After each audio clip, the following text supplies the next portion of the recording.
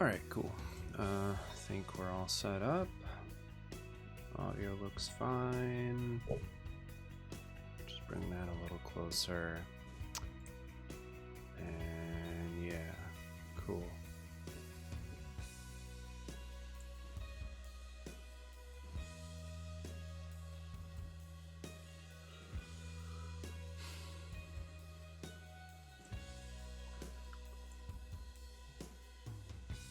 I haven't really decided if I want to do a general binary tree, like an unsorted one,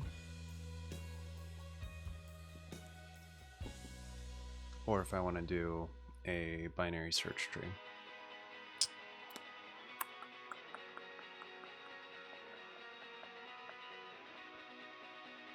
I guess we'll do a BST. Sure. Seems good.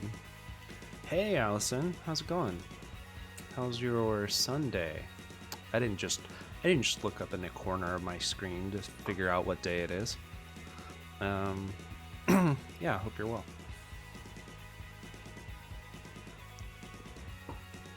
All right. Let me update this to binary search tree in the description. Sunday fun day. Binary search tree. We're gonna do this BST. Alright. Then I just need... Let's see here. Do the twittering.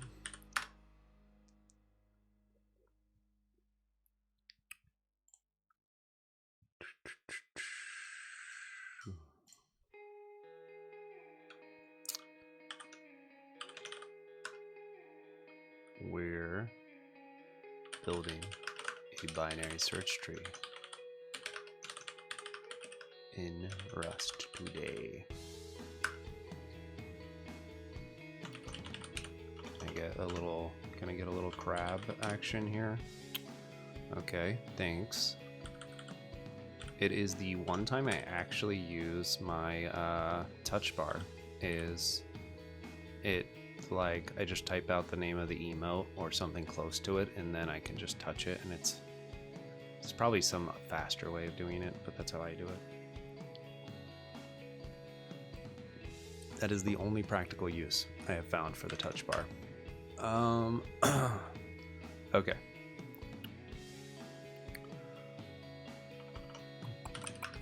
On twitch.tv/metame.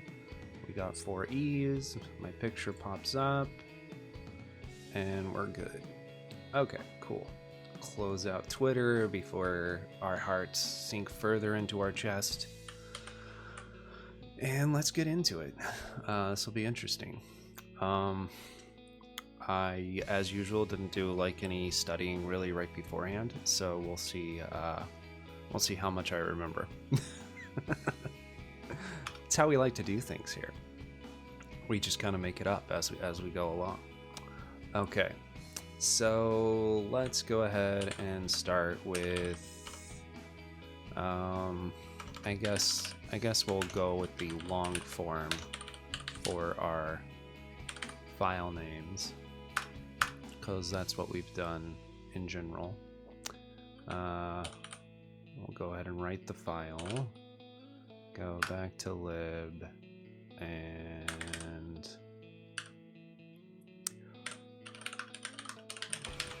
search tree,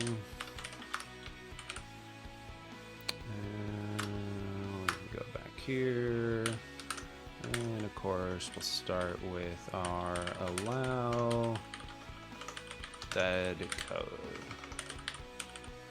Okay. Cool. So let's start by talking about what a binary search tree is.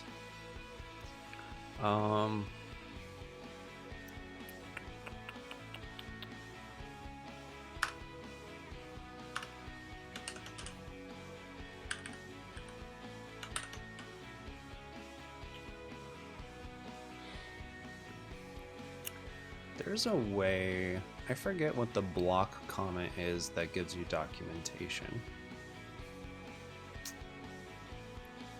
Should we look that up real quick? I should have this open somewhere anyway. Yeah, you can, I know you can just do a doc equals, but like, there's like a syntax for it, yeah. Okay. Let's see, it would be, I could look in the Rust reference, sure. Rust reference, comments. Okay. Block, inner block doc, no, outer block, it is slash star star, okay. It is the double star. So triple line, double star. That's kind of what I thought it was, but I just wanted to be sure. Cool. I didn't switch the scene, I just realized. But yeah, Rust reference is pretty cool. I've been reading it in my spare time. It's kind of fun to look at it, like more technical syntax descriptions here, Lexer descriptions. Pretty interesting. Is what a local thing? What do you mean?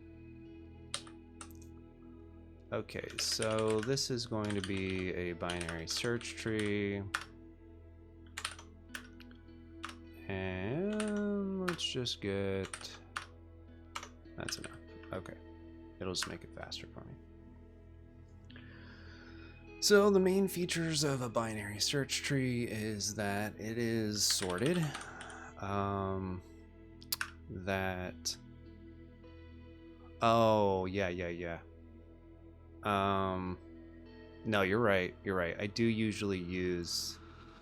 I usually use the documentation on the local system.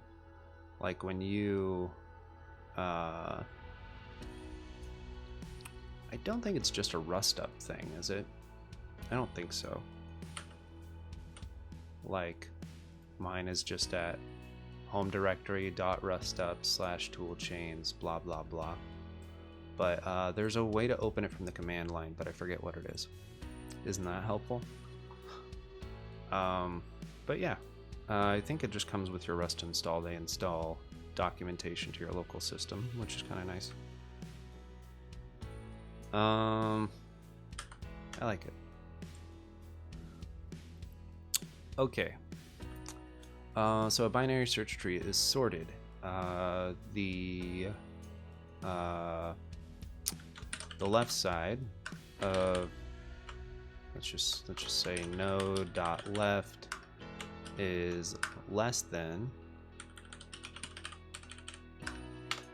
node.value. And it didn't help me to write more of those. Node.write.value is greater than or equal to, I believe equals go on the right side. I could be wrong about that. Again, I didn't read about it right beforehand. Might be your choice. Possibly up to the implementer to choose which one they want to do. Let me think about it. I think write is better. It's probably what most people do. Pretty sure write is better. So yeah, node.write.value is greater than or equal to node.value. And that's the main thing. You know, I don't know if there's anything else to say. Let me think about this. Oh yeah, okay, so traversal should actually be, if I remember right, login. Let's think about what insertion would be. Might help if I implemented it first, maybe, but insertion, I believe, is also login. Yeah. I think traversal, yeah, traversal, insertion, and removal would all be login.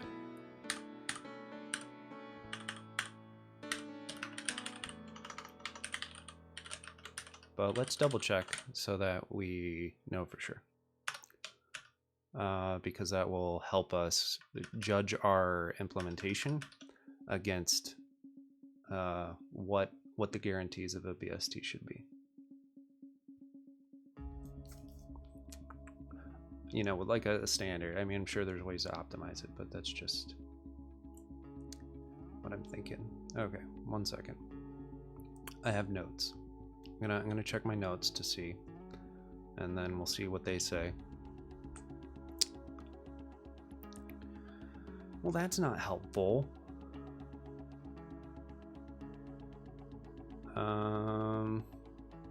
Oh yeah, I guess it doesn't make sense to say traversal. When I was saying traversal, I was actually thinking of a search. Is that a search would always be login. Oh, login. Right? I think that's what I was thinking of. Search, insertion, and removal. Obviously, if you traversed every single element, you would be O of N.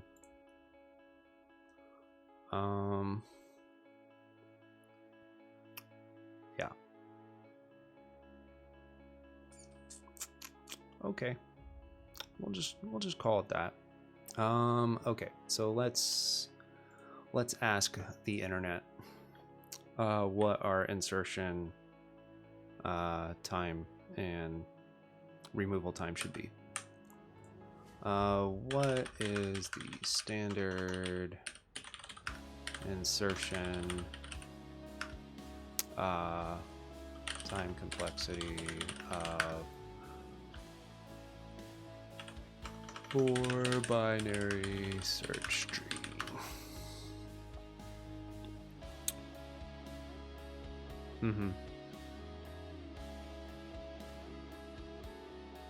Yeah, cool. Okay. So, and then removal should be the same.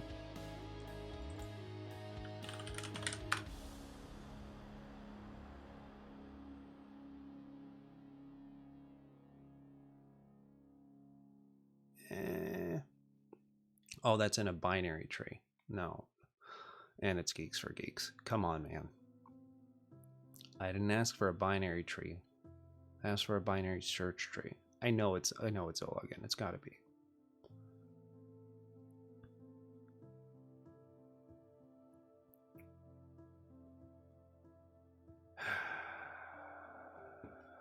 We're just gonna go with O log event, and we'll forget about Googling it because it should be the same as insertion, basically. Reverse-ish operation, but okay. Cool. Let's start with our types. I believe we are going to be good with just using box for most things.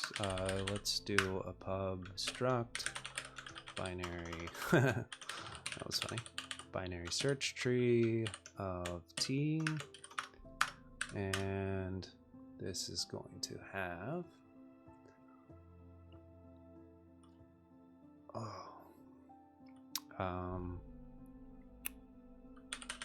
I don't think I'm just gonna do this.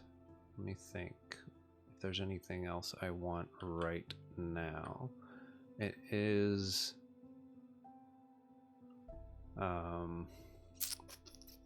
optional, I guess. I guess we would do something like this. And let's see. Option node T. And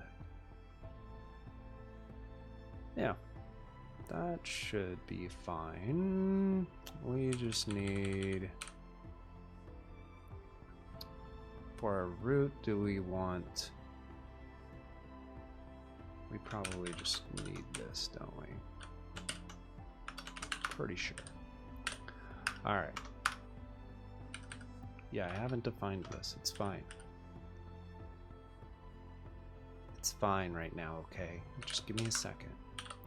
We don't need that public. We should be able to just say struct node t, and we'd have a value of t. Left side is option box node t, and same thing for right. Okay. And it's happy again. Cool. So there's our basic structure that we can run with for now. And see if I need anything else in the struct, in the main struct. 1 second here. Okay. All set.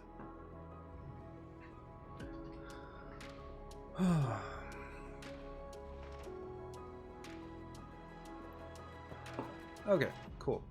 So let's go here. And we'll say impl t binary search tree t.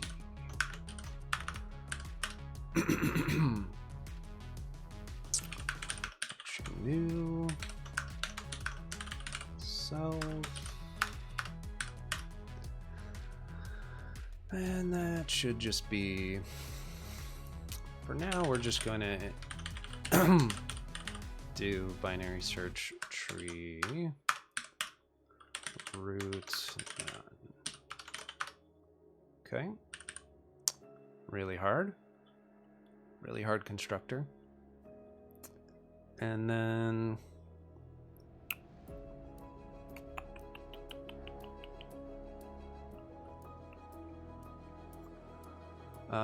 let's see, what do we want to do? Insert.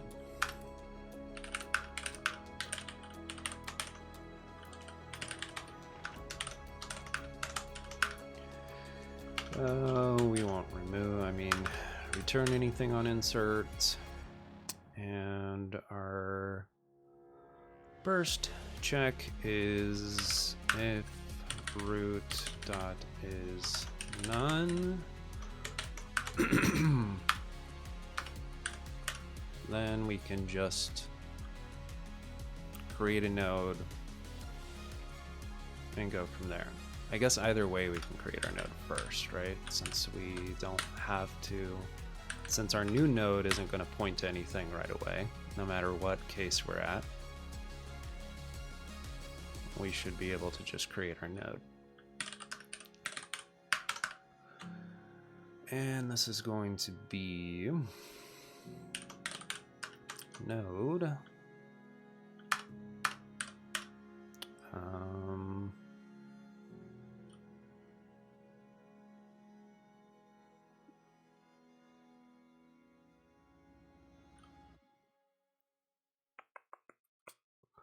yeah, value and left none, right none.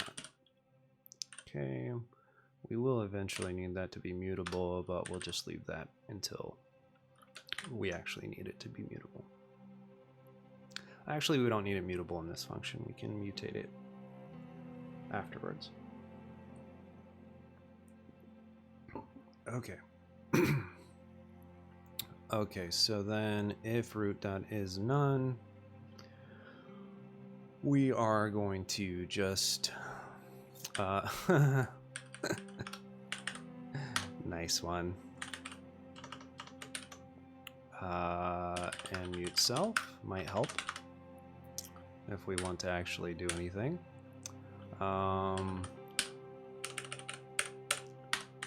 Self.root is none. Then Hey, Teeny. First again. First again.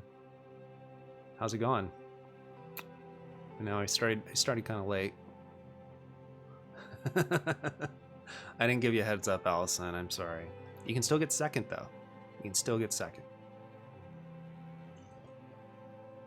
Well, never mind.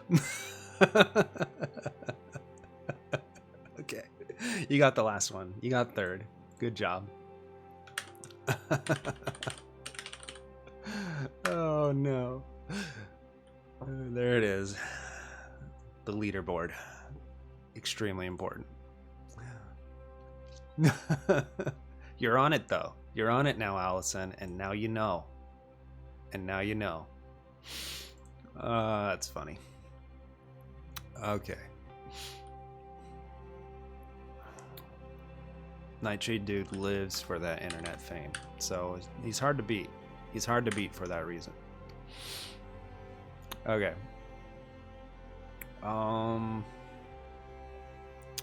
We're just gonna say self.root equals box new node.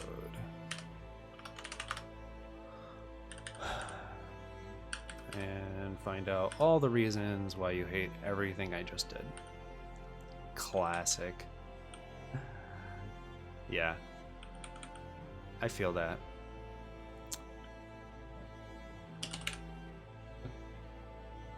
Oh my god, I'm just dumb.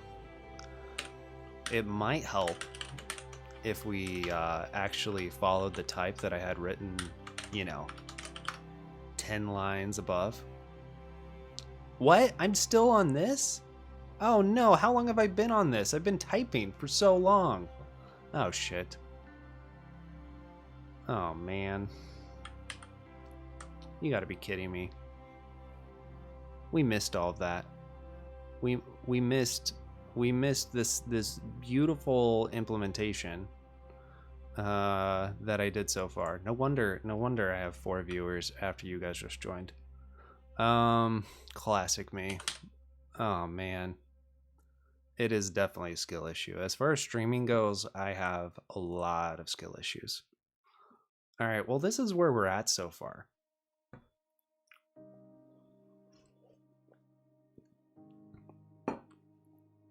So I have like my raw streams up on YouTube now, you know, and my average watch time is 30 seconds or so. Now, what's funny is like I keep getting new subscribers by doing literally nothing besides posting videos. And like, I mean, I write a little description, stuff like that, but what was the funny part? Oh yeah. I mean, I know it's probably like annoying live when I do this, but imagine being on YouTube and being like, is this guy ever? Well, I guess you can skip forward. Maybe it's better. I didn't even think about that. Like, is this guy ever going to change the fucking scene? And yeah, I don't know. Maybe it's better because they can just skip ahead. You guys can't skip ahead. You just have to hope I do at some point. But yeah, I don't know. Feel bad for people that are watching this on YouTube. Sorry about that, guys. Do I cut off my starting soon for an unknown number of minutes at the beginning? No, I don't do that either. I just say sorry. Like, I mean, if you know, you're the one choosing to watch this. I don't know why you would, but I keep getting subscribers somehow. And I have like 13 hours of watch time now. Huge number. Huge. I am so close to Prime. I am just like right on his coattails, basically. Like so close. Really close. Yeah, exactly. And we're done. This is it. As long as you only want one element in your binary search tree, we basically did it. All right. If only. Yeah, you missed the whole thing. This is it. People think a binary search tree is hard in Rust. I just did it in I mean, realistically around 20 minutes. Well, that doesn't sound as good as I thought it was going to. But yeah. Who knows how long it really was. Alright, getting warm. Gonna take this thing off. Alright, let's see if I can do it. Move these old bones.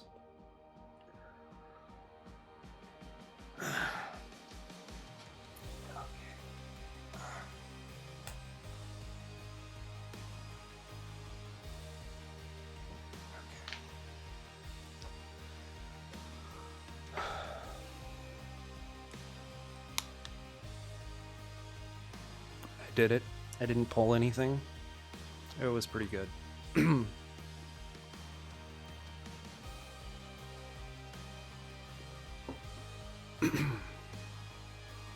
Okay, cool. So we got our very first case, which is just when we're inserting our first element. And I could do an early return, but instead I'm just going to do a big else. It'll be fine. I feel like I want a little bit of space there.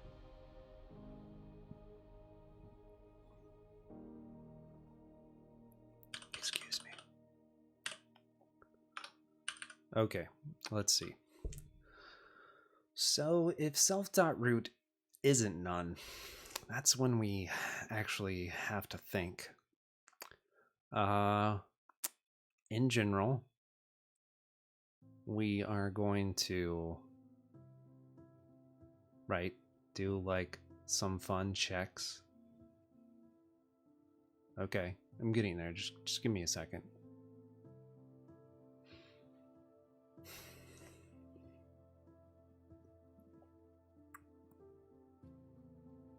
Yeah.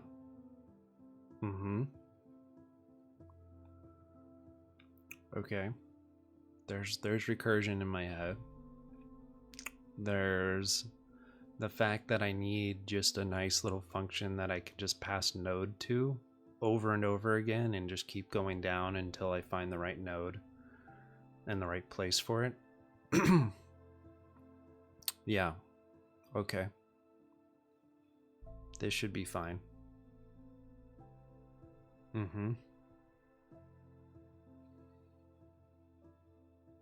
Yeah, that's fine. Okay. So let's see. How do I want to actually structure this? Obviously, I need to put it in a new function of some sort.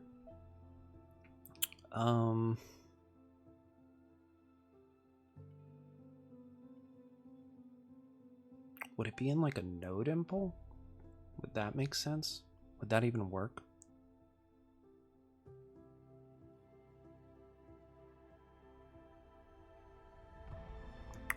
I have an idea of how to do it in like a normal function outside of my impl, but like it's a little bit more confusing inside. So maybe I should just write the function and then we can move it around. Sure. Why not? Where should we put it? I guess we'll put it down here.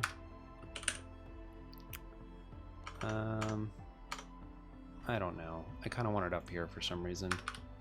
This probably doesn't make any sense. Function. We'll get there.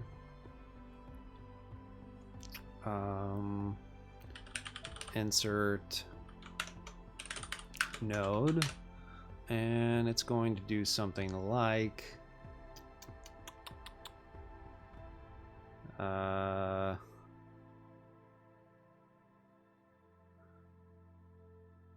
take the, it is kind of silly that I'm accessing the value every time, but I don't know, it's fine.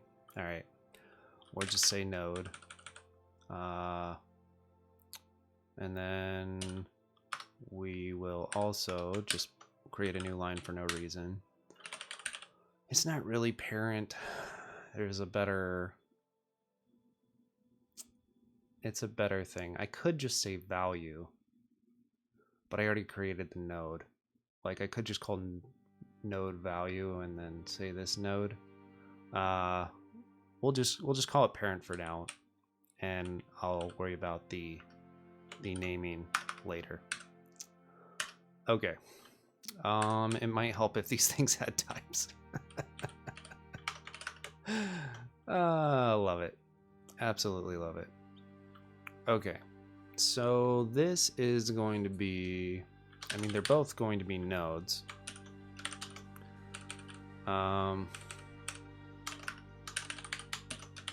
So this one we own, and we're fine moving. This one, who needs types, really? I'm not sure what I want to do with this.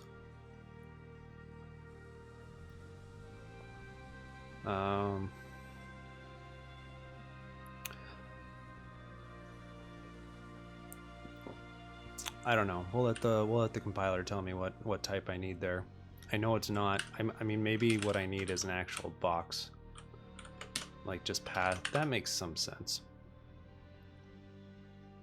Box node T. That could make sense. Yeah, I'm aware of that. It might help if I did something like, not like that. If I did something like this. Okay.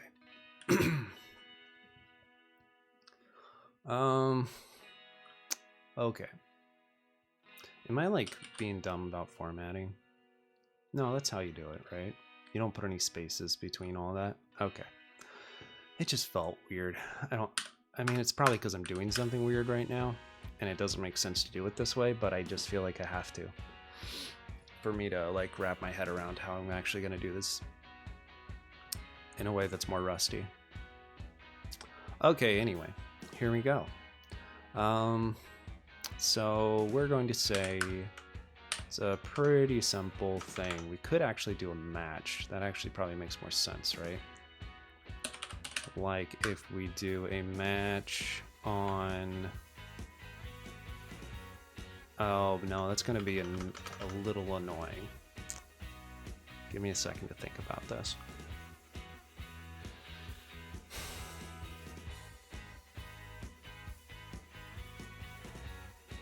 Nah, it might be fine. It might be fine. So let's match parent dot this one. I feel like this is what I want. Let's see. Oh, let's see. I'm not remembering how. Oh yeah, boxes I can just use as if they were a real thing. How about that? How about that? I forgot all about that. Okay, so I shouldn't even need to do that. So we're just going to put parent and node into our match statement. And then we're going to have a few cases. The first case, we know that parent's not going to be null. We're going to, or none, because it's not an option for one thing. Rust kind of helps us out there. I guess we're gonna have to start with a value. Boxes aren't real. I think the match is tripping me up. I'm gonna do a bunch of if statements, and then we will go to match maybe later. I think it's tripping me up too much. Trying to do too many things at once. Okay. Look at me putting parens around an if condition. Come on. Okay, so let's talk about this. This is going to be a recursive function. This part should work fine. And we're going to see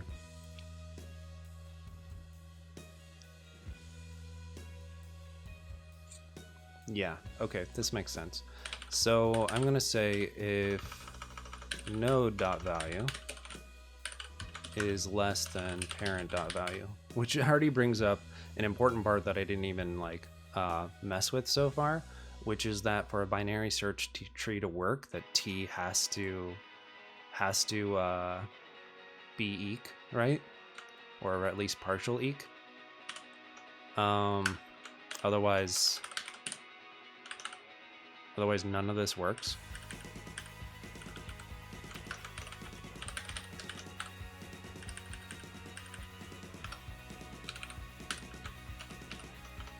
Maybe I should have just put it here first. Okay. If no dot value is less than parent dot value is our first case, then we do something.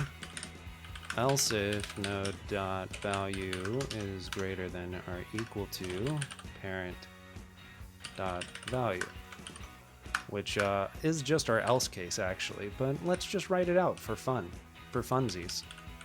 Just kidding. That was just me being silly. Okay.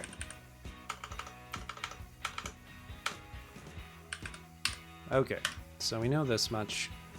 And then the next part is just going to be if parent dot left dot is none, which is kind of our base case, if you will. In that this is when we should be done recursing. Then parent dot left equals sum box new node. Okay, that looks fine. Else we recurse as insert node parent dot left node. And this is right, this needs to unwrap. All right. We know that it is sum. Then we recurse down and do that. This isn't returned. Absolutely, we're unwrapping, of course. Yeah. It's because of this. Do I really have to put it all those places, or do I really just need it here? I didn't even really think about that. It's possible I just need it there. Because without it, right? I think that's where I was being dumb. I don't need it everywhere else. Oh dear. Right? Yeah. Silly me. Silly me. What a noob. What a noob move. Okay.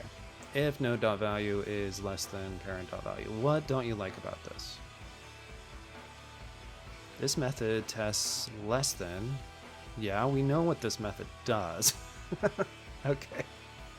So, okay, it doesn't matter. Let's just finish our logic and then we'll find out why it's wrong. So this is going to be basically the same sort of thing. And parent dot right, and I already see how I'm going to make this logic a lot simpler, but it's nice just to see what our actual logic branches are before we refactor it. Parent dot right dot unwrap node. Okay, you're gonna go bowling. That's fun. I love bowling. Very cool. Bowling's a lot of fun. I did quite a bit of it in college. Oh, it's not partial eq that I need. I need partial ord. Look at me. I don't even know what I need.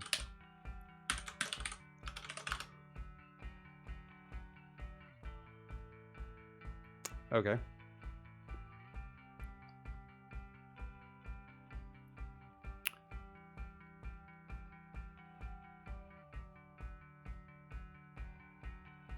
That's sick both?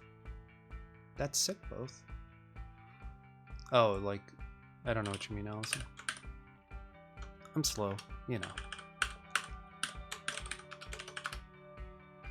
Okay, now what don't we like? Oh yeah, I gotta declare something as mutable. That might help. Okay.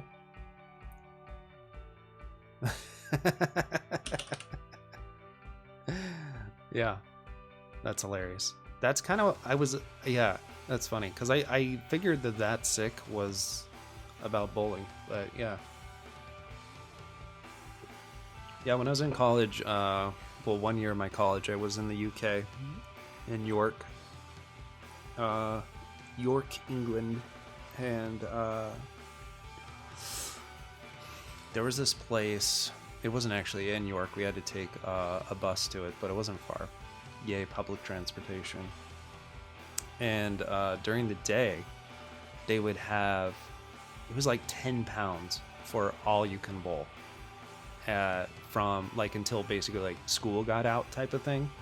And so we'd go on weekdays where we didn't have classes and we'd just bowl for like 4 or 5 hours. It was pretty awesome.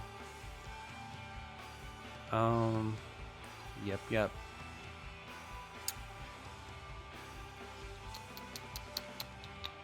Yeah, because I think it's because partial ORed implies that you have some ability to do equality, right? So that's why you wouldn't need both. That would be my guess.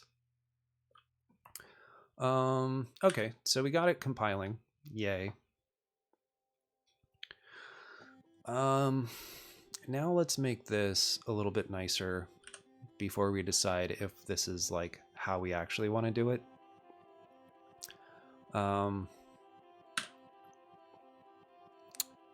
And that's going to be kind of simple. It's going to be let's see, I called that parent. Maybe I should just call it current. Is that too confusing?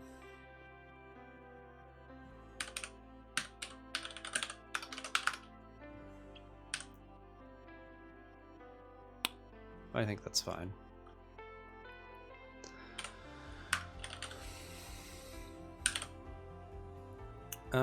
Well, actually, this is, I don't even want to call it that. I'm going to say branch.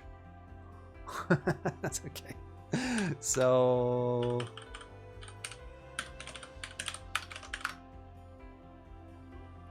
yeah, that's good. Okay. Because every node that is here is technically a parent or ancestor node, whatever you want to call it, in the tree. Okay, so let's call it a branch, and let's, oh my god, I can do this.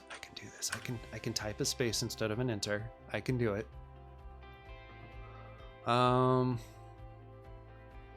Still happens sometimes. Still happens.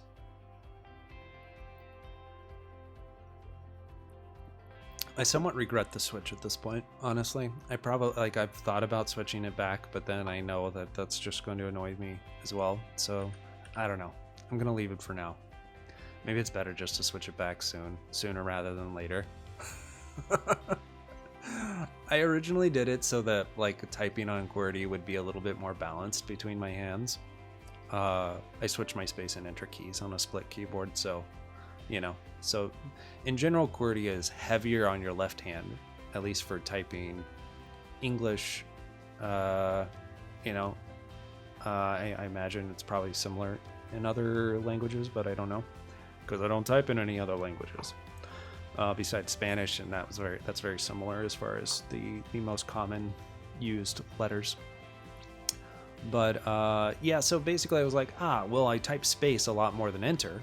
So if I switch space to my right hand, I'll be a little bit more balanced, and it might have some ergonomic benefits, but I don't know. I'm not sold on the idea at this point. Now that I've spent a month and a half, I don't know how long it's been. It's been a while, maybe a month. Gritting my teeth through getting myself to hit the right key. Okay, so let's refactor this. We're going to make it a lot more simple, which will be nice. And this is just going to be no dot value is less than, oh, I wanted to write a ternary. If node.value is less than parent.value,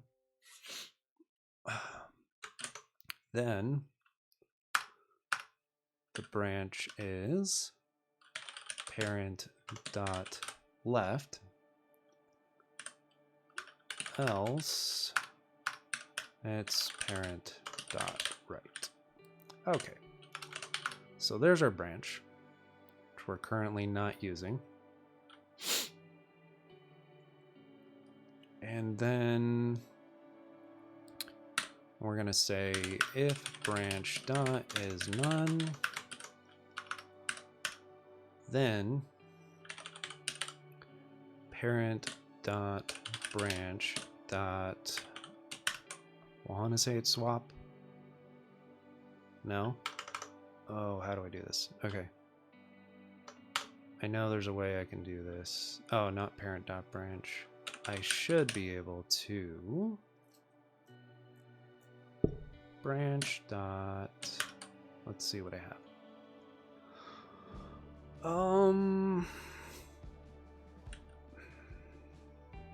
I'd have to get a mute on it, but that's fine. I can do that. Skill issue. It is definitely a skill issue.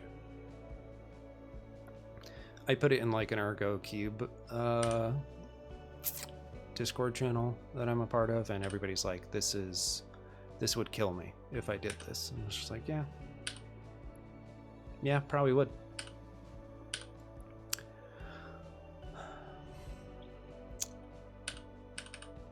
Map or, okay, or no.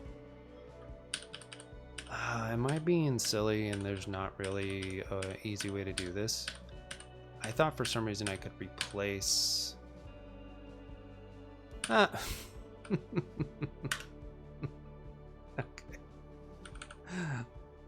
Replace. Okay. Nice one. Okay. Replace with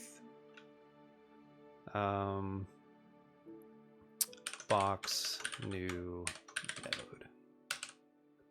I thought I could replace this.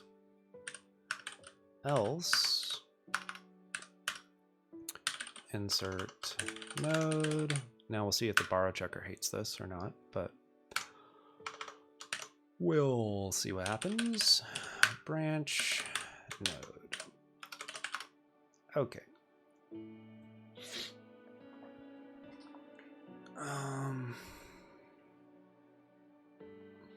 That's fine.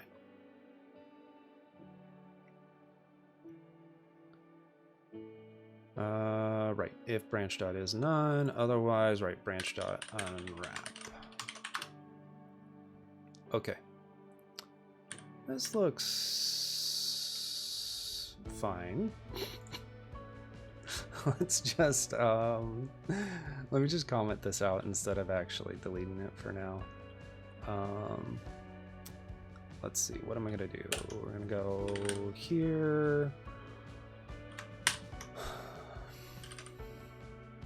I could have done a block comment, but you know, who wants to do that, right?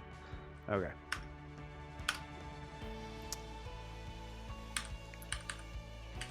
Who doesn't want to use a multi-cursor if you can? Okay, let's see why you hate me at this point. Oh yeah, because of what I said just a second ago when I was like, well, I'm gonna need a mute on branch.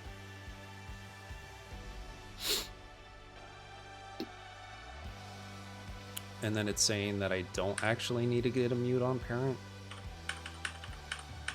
Okay. Let's just make sure that replace does what we think it does. Nope. I mean, yep. Just classic opposite. Classic opposite. Okay. I think we're good to go ahead and delete this code now. I'm going to pretend that I remember how long it was. Oh, wow. Amazing. That I can keep a number such as 12 in my head for that long. Absolutely amazing. Okay, sick. So we have insert node. I'm interested to see what happens when I just do this. Insert node, parent is self.root, dot unwrap, and node. It seems fine. Okay, spoke too soon. What's wrong with this? Cannot move out of self.root, which is behind immutable reference. Blah, blah, blah, blah, blah. Okay. Ooh, right. How are we going to do this part? I guess, can I just pass a reference? Or do I want to just pass...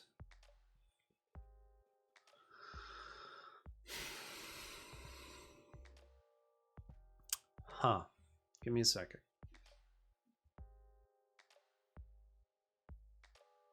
Can I explain the problem? Yeah. So the problem is that... Here, we'll just build it again.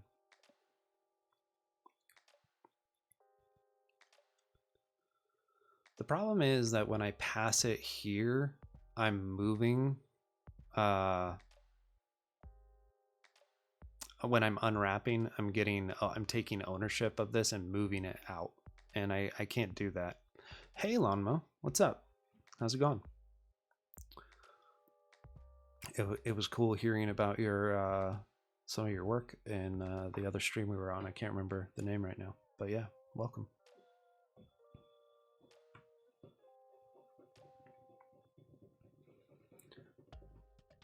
I don't know if this is like real, but there, yeah, I think that's what it was.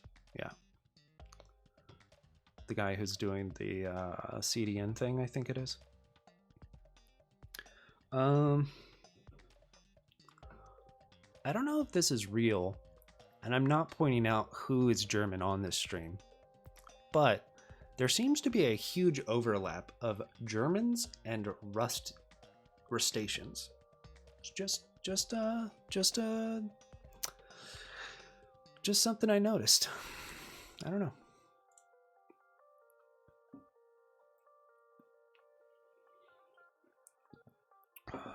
Just one of those observations.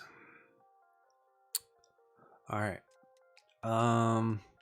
Yeah. So did I ever actually explain this, Teeny? I might have, but I probably wasn't very good. Yeah. Yeah, exactly. Yeah. Oh. No, I mean, it is interesting. I mean, I enjoy, like, you know, is there something, it's one of those things that when I see it, I'm like, is there something about yeah, German culture or whatever that makes, you know, I mean, not just German culture, but, you know, cultures in general, right? It's like closure is actually really big in like Scandinavia, it turns out. Of course,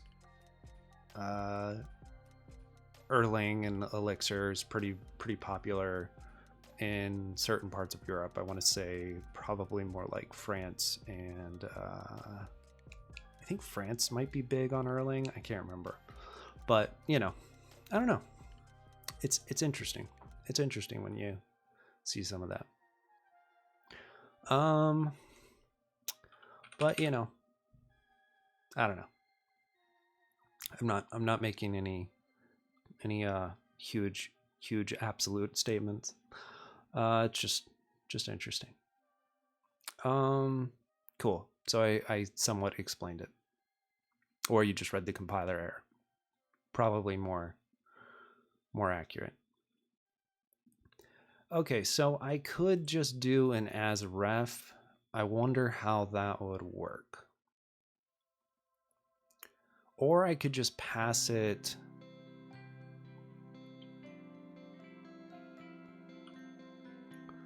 The problem is that, let me look at my type of root. It's an option box node T. Okay.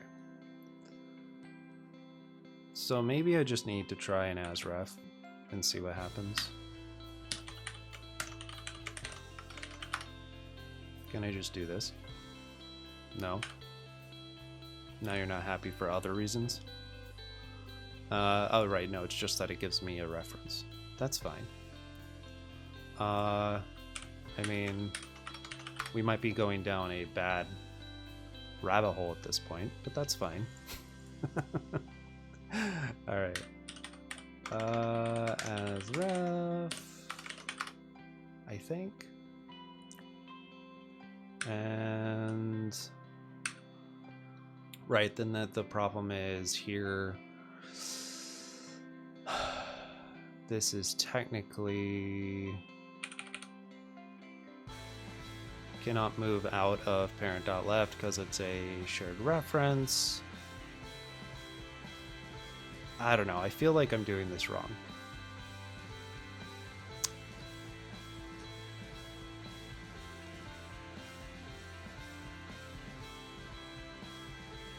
Let me just think about this. I have a box which takes care of some of my annoyances. And then if I'm passing a reference to the box around,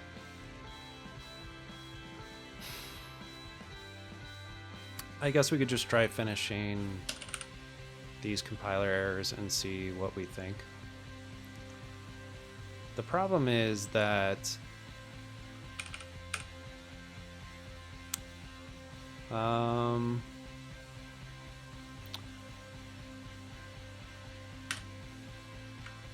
I mean, I think this is just going to lead down a rabbit hole of then it's going to say I can't do a branch.replace because I can't actually get a mutable on a reference, right? Oh, it's just saying I could just do an and mute. That's reasonable. I mean, maybe this would work. I have a mutable reference. Nope. That's what I mean. I think this is like, oh, okay. So if I need a, okay. That's kind of what I felt like before, but I guess because it was passing the actual self to it. Okay. This is fine. So if I take a mutable reference, which makes sense to me, to the parent, and then I return mutable references here and here, that's all good. And then if branch is none, we replace it. We have a mutable reference, so it's fine. This is fine. It's totally fine.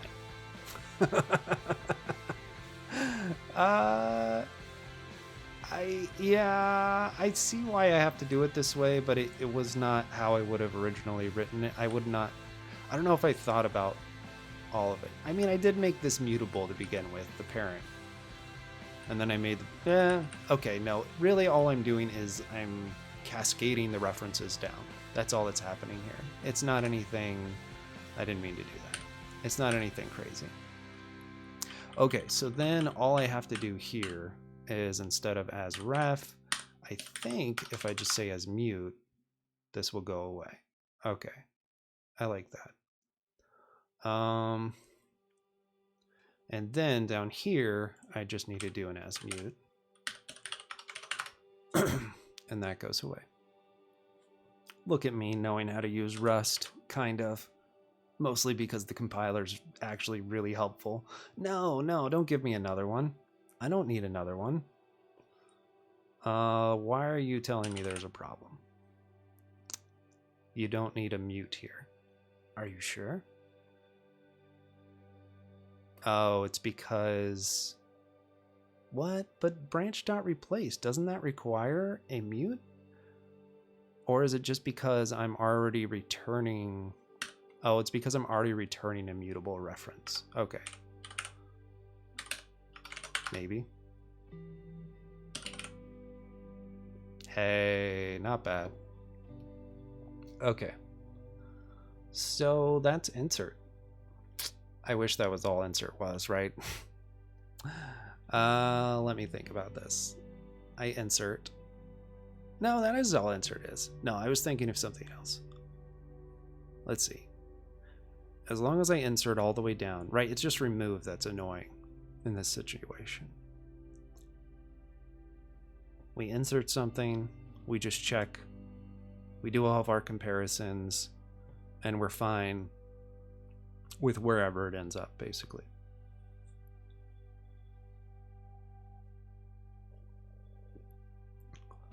Nice.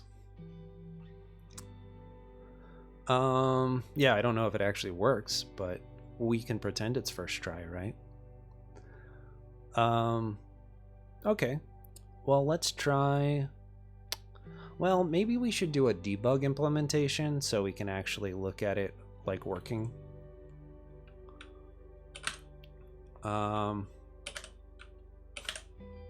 There's always an asterisk on first try, right?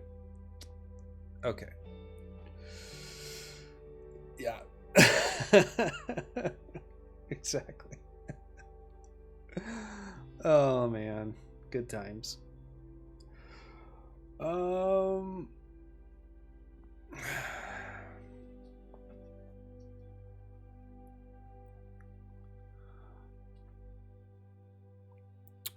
Okay. Insert node. We did that. I mean, that insert node function, it's not bad. It's not bad, guys. Pretty happy with it, actually. Like I don't think. Yeah, I'm glad I just went to an if instead of a match. I think it ended up just being kind of nice. Yeah. Like you could write this in a single match if you wanted to, like if my brain's working right, but it would be pretty bad. Now insert 10,000 elements. I know, right? Let's just insert all sorts of shit. All right, I guess. What do I want to do? I guess a derived debug is fine. Oh, that's what I should do. Okay, I know what I want to do. No, that won't work. I was hoping that would work. I wanted like an easy debug implementation. I mean, derived debug is fine. We will start with that. Because it will be verbose, but that's okay. We can handle some verbosity.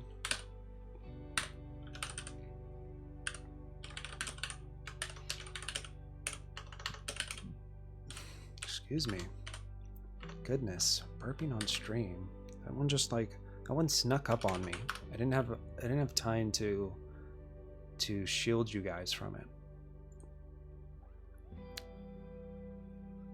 Okay.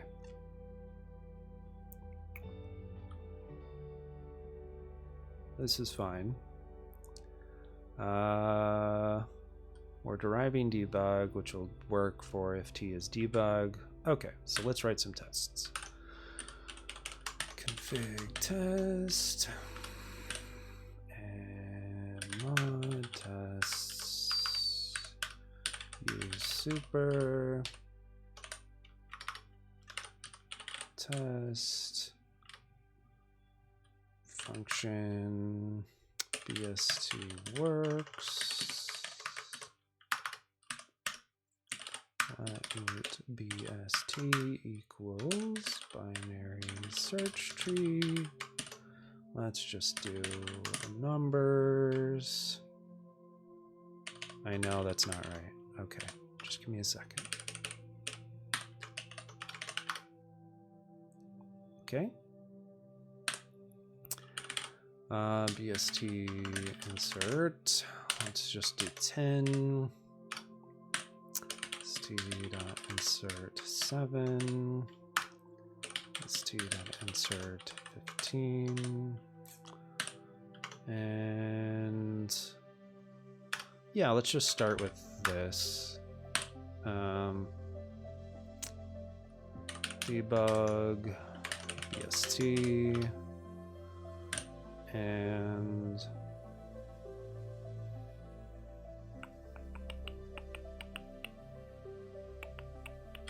insert false, just so we can get the print out without no capture. Not that it exactly matters.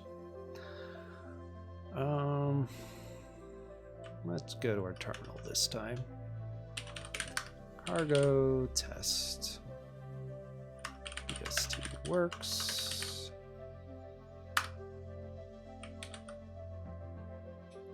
Okay.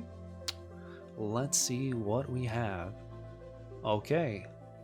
A 1 level BST looks fine. 7's on the right, 7's on the left and 15's on the right. BST insert 4. Let's do 9. And then BST insert 4. BST dot insert 17. Oh goodness. BST dot. Now that count is really just going up. It's going up quick. For the fact that it just started getting used yesterday, that is. 3, 4, 5, 8. Okay. And BST insert 2000. Okay. Lots of originality there. And we'll go here. Oh yeah, now we're getting into some good nesting. All right, so we still have 10 at the top. We have 7 on the left. What the heck? This does not look right. Is that right? No, it is right. Okay. No, I just forgot what I actually did. Okay, 7, 4 on the left, 9 on the right. Okay, that's actually right. Okay, good deal. I thought I just completely fucked it up already. I was like, the algorithm's pretty darn simple. I would be a little bit surprised. 15, 17, 34, 58, 2000. Nice. That looks good. I like it.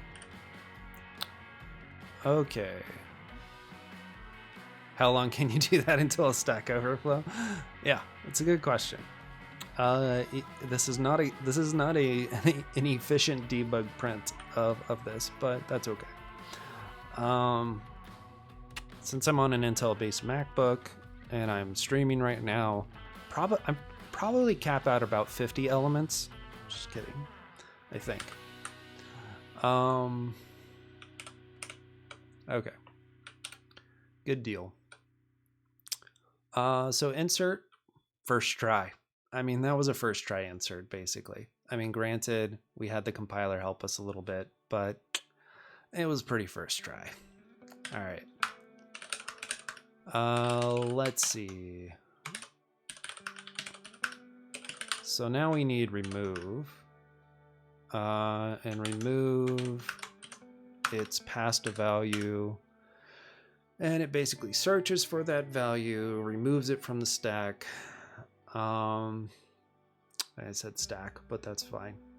And then we have to actually do some work afterwards. That's why remove's a little bit more annoying.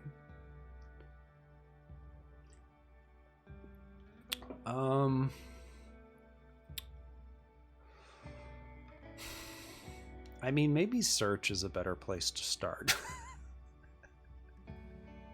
So we can continue our streak.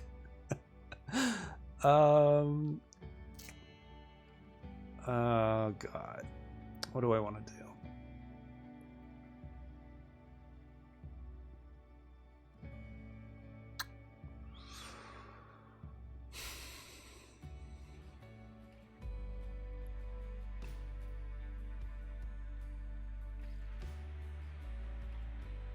Yeah, okay.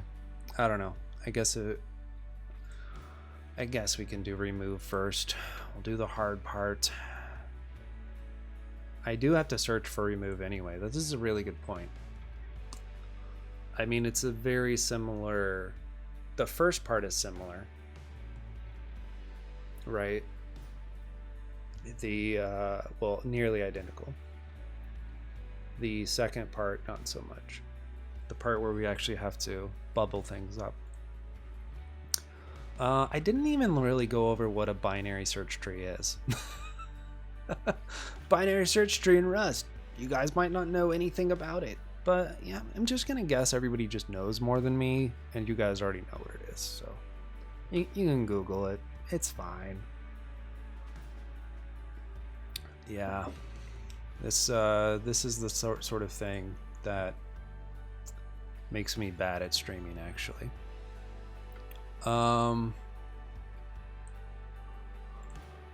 Okay, sure. Get wrecked, YouTube. That's right. Alright. You want to see what a binary search tree is, YouTube? Fine. Let's see if I can figure out how to press Hyper 3. Nope, I pressed Hyper 4. There we go. Look at this beauty. Oh yeah. Classic somebody's grad school project. Okay, so let's take the example of the elements that I already did so that I don't have to think. And we'll go with that. Which means... Ah, fuck. It means I need to do something else, because I can't move Emacs because of the way the world is. Okay, well, let's just do this. Okay, this will work. This will work. All right. So I wish I didn't have to click here every time, but we have our root node. We insert a 7. It goes there. I'm afraid if I zoom in on this that it's just going to be like impossible for me to actually insert, but oh no, it's fine. It's fine. Okay, we can do that. All right. So we put our 10 in. We put in our 15. We put in our 9. We put in a 4. And we put in a 17. And then we put in a 3458. And a 2000. Okay. Thanks for the nice visualization. All right, so basically binary search tree. Binary, it's a binary tree, which means it only has 2 branches, right? For each node only has 2 branches. That's our left and right. The left side is less than the value of what's above it, and everything on the left side thus is less than the value of whatever is above it at each level of the tree. And then the right side is greater than or equal to, right? And so if you kind of walk through this, you kind of see how that works. That's true at every single level. There's nothing that is, greater than 15 but less than 17 that we've inserted. So there's nothing in the left side of this node. And similarly here, there's nothing less than 15 that's also greater than 10, right? So if we did put in 16, we'd have this. Yay, binary search trees. It's a cool data structure though. I mean, it's cool. It's cool. All right.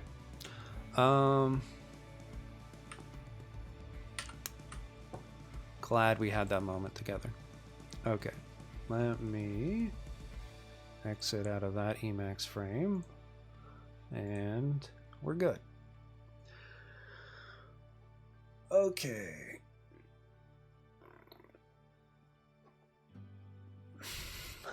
See, that's an example. If I was like good at YouTube, I would probably take that as like a little clip, put it towards the beginning of my video, that sort of thing. It's cool because it is teeny. Okay. Don't need questions like that. Why is a binary search tree cool? It's cool because it allows you to, how can I say this? It allows you to insert things into a data structure fairly efficiently that will have a strong sorting. So when you are kind of like insert heavy and depend on a sort, seems like a binary search tree is pretty helpful, right? There are use cases that I forgot. I forgot all the use cases. When would you want to use a binary search tree? I don't know. Ask GPT, okay? All right, fine. We'll look.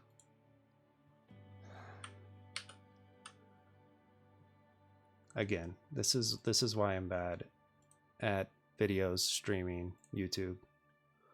Yeah, I mean, the fact that you're searching for elements in O-log-in time instead of having to go through every element, right? So, Jesus, teeny. I'm always bad at explaining things when it comes to stuff like this. All right, so as an example, right? If you had a normal array and you needed to search, or an array-like or list-like structure, and you needed to search, and you wanted to get to 5, you'd end up going through everything, right? Where if this was in a tree, or actually a better example is probably using our numbers that we did below, right?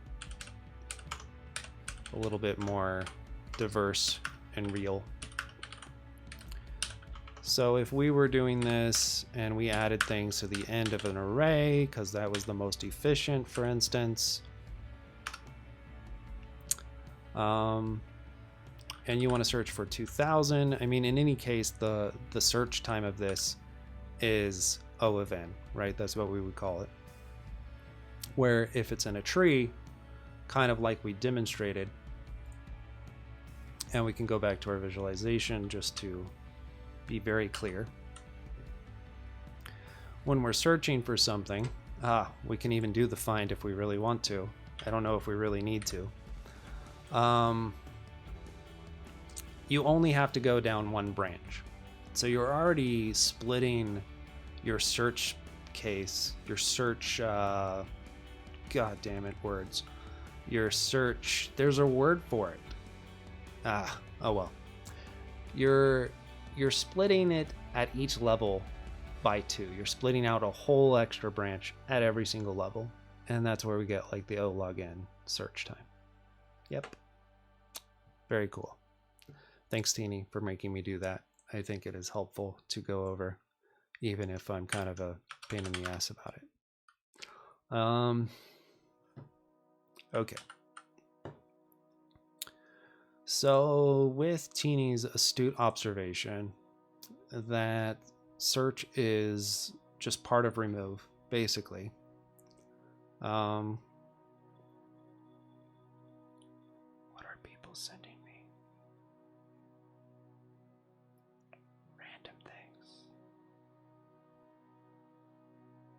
Okay, good to know. Nothing important. Okay, sweet.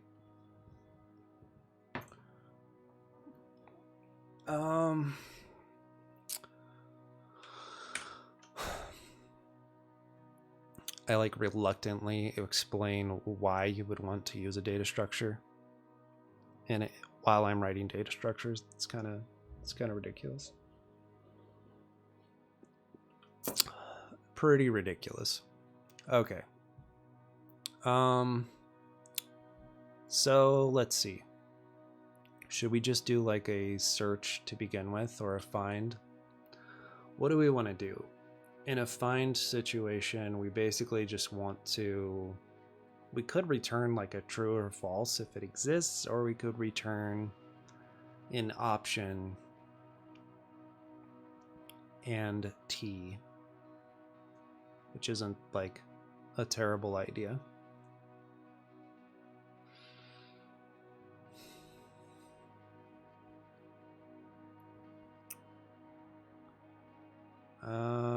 What makes more sense for a find? Maybe we should look at an actual interface of a binary search tree. That's a reasonable thing. I forget to do these sorts of things a lot of times. I don't think what trees do they provide? Do they provide anything? They do a B tree. Okay. Ordered a B tree map, B tree set, yeah. But they don't have like a BST. Yeah, that is the real truth. What is going to please the borrow checker more? Obviously, returning a true or false is pretty darn easy. And if you have the value, why are you asking me to return the value? That doesn't make sense to me. What is the standard interface for a binary search tree? Please. A lot of times it'll just do a interface and not an actual implementation. Yeah, we're not going to do rotation yet, or balancing. Okay, cool. Insertion, deletion, search, whether it exists in the tree or not. Okay, that sounds like a true or false. I think we're going to return a Boolean. Okay, let's just do search first. But the thing is, I almost need this like internal search that's going to return me a nice mutable thing there. And then, okay, let's just worry about that when I come to it. We'll figure out how we want to do that. For now, let's just do search. Okay. We're not going to need mute at this point.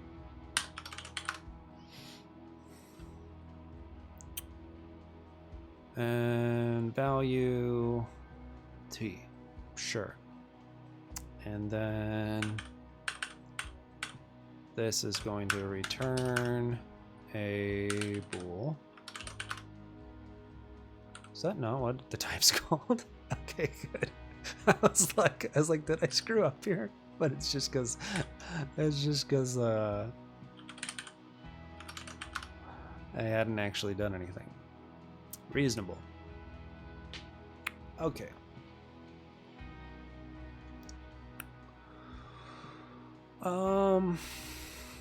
Self value T. I wonder if it makes sense to put these inside of like node as like,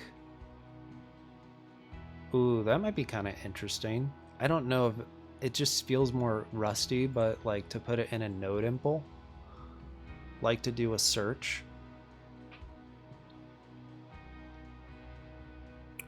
You do like an insert child.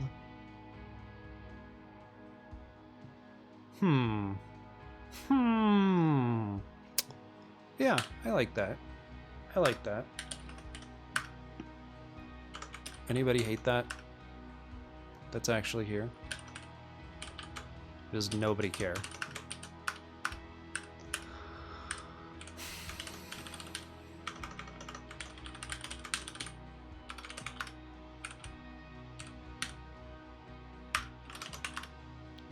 Okay, let's see. I can do this. What? Pound doesn't work? You gotta be kidding me. Why doesn't pound work, Teeny? Didn't you say I should be able to just do a pound and like get back to it? No, pound is like if I wanna... Oh no, it was... I thought for some reason you said I could hit pound in Vim and it would just like send me back to my last edit, but I don't think that's what you actually said. No, it was not pound. Yeah, that's me. That's me. It's all me. It's fine. Okay. So let's do this. I'm gonna do this a dirty way because I don't know how else to do it, and just do that. And we'll go here and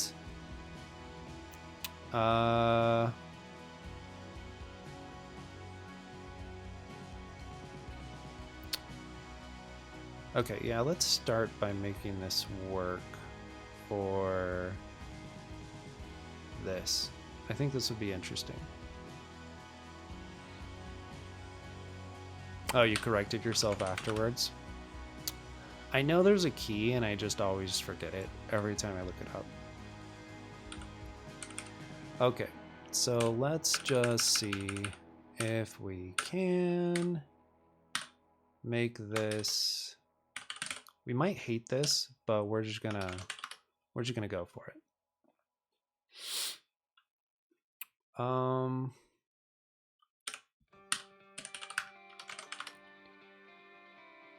yeah, first I need to actually do parent as self. That might help.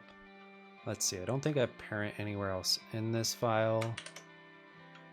So we should be able to do, I think it's %s/parent/self. Yeah. Okay. And then let's just save that. And then what we want to do here is say branch.insert node and node.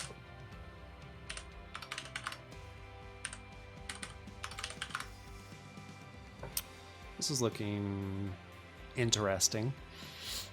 We'll see if we like it, or we end up going back to the other one, which I probably should have like just commented out and copied instead of completely butchered.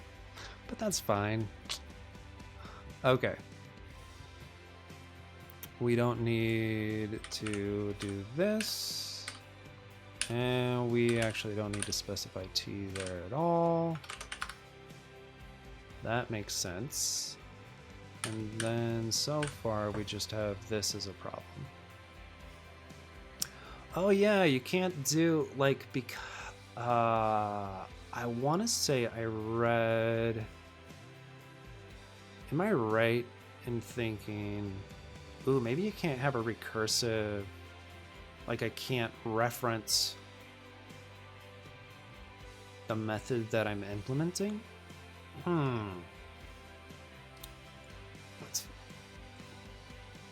Let's see.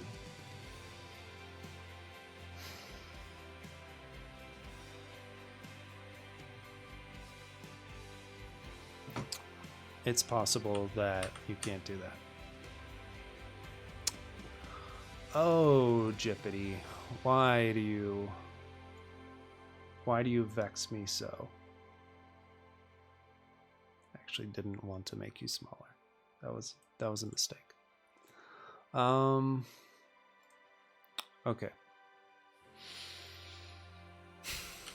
Can you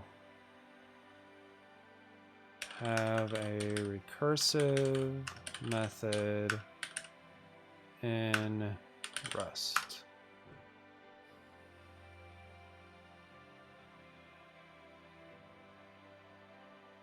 that's a recursive function.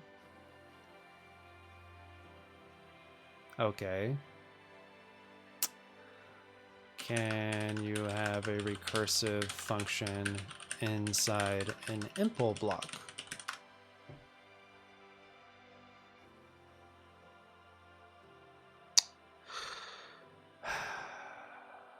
Okay.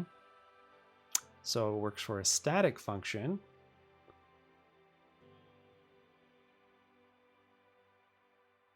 Okay. Interesting.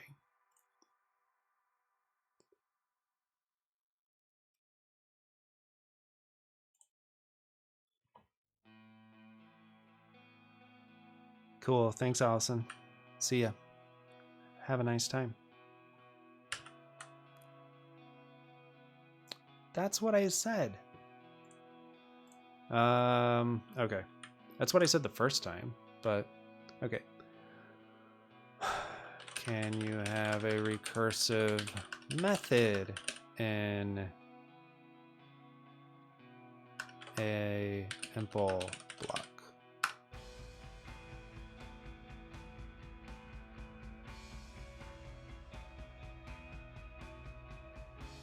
Okay. Okay. That's what I was wondering. I don't know if that's true, but okay, so it's not out of the question. Good to know. So why can't it find... Oh, I know why. It's because branch isn't a node.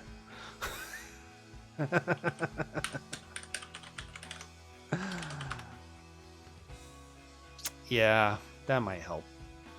It was just a typical type error. Typical type error. Okay. Yeah, I like that. I feel like that is, I don't know. I don't know if that's good or not. I feel like it's a little bit more rusty. And then we can kind of continue with that for our search. Right, we need to change this whole thing. And this is going to instead be self.root.asmute, I think. Dot unwrap dot insert node.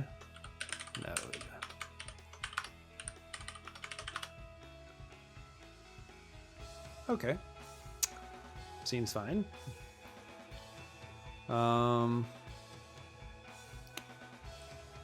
Oh, there's a new problem. I forgot. I forgot that I had another type error, and that's probably why this didn't seem like it was a problem.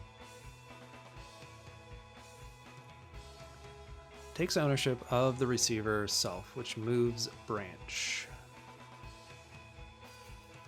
I probably just need a branch.asmute as well.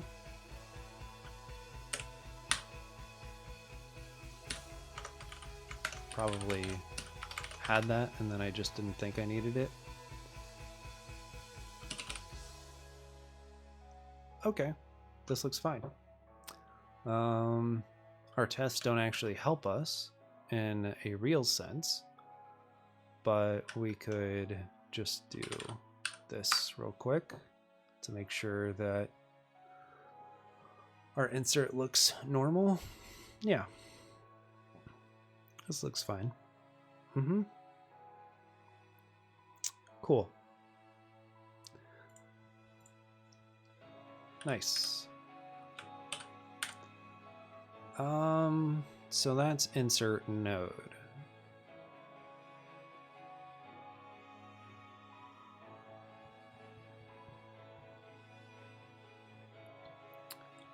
I mean, I could kind of...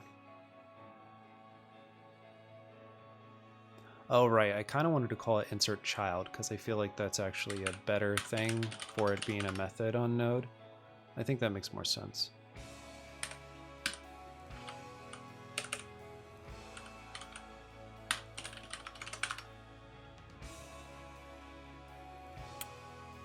And I'm not going to call it insert leaf.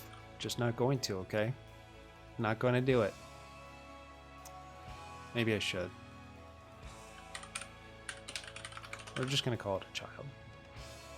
It's good enough for me.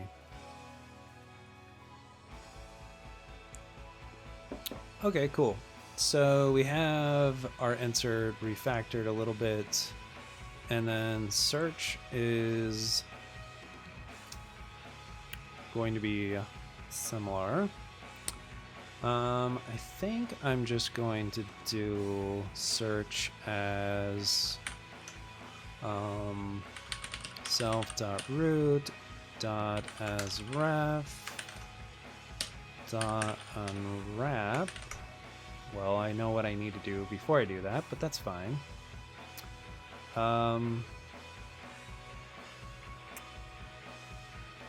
Dot search value.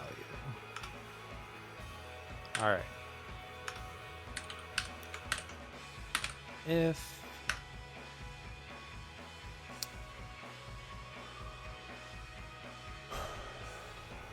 let me see.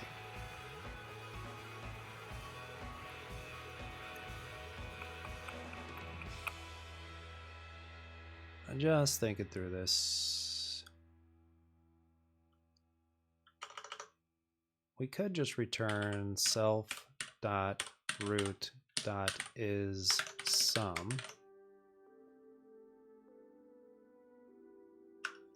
And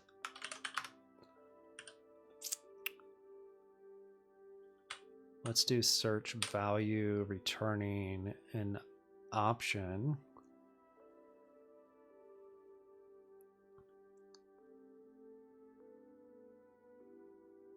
Yeah, I could see that.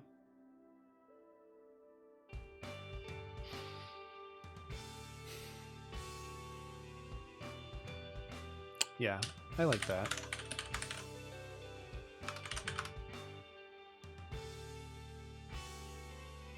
Okay. I don't know how to format it though. Okay.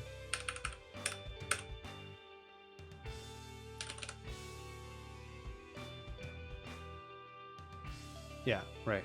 I didn't implement it yet. You're absolutely right about that. Okay. So then we have a really simple Boolean inside of our BST, and then the actual hard part is here. I'm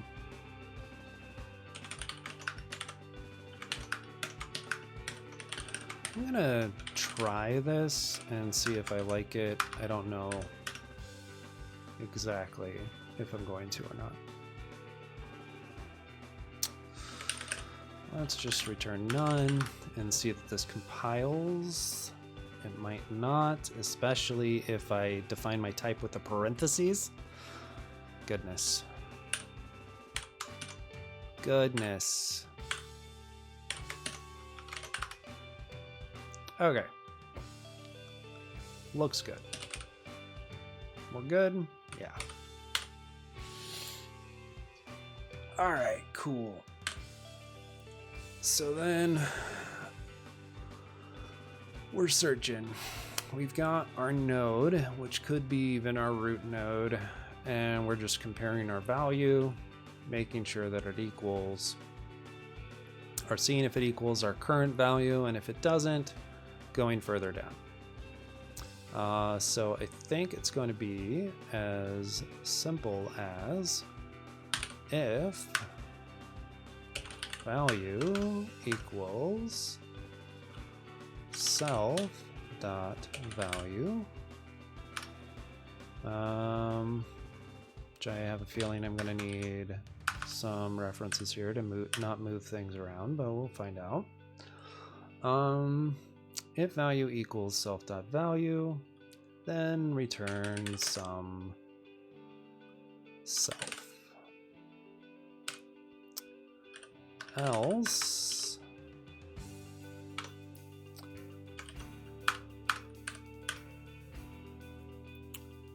let's do an if value is less than self.value, then we're going to say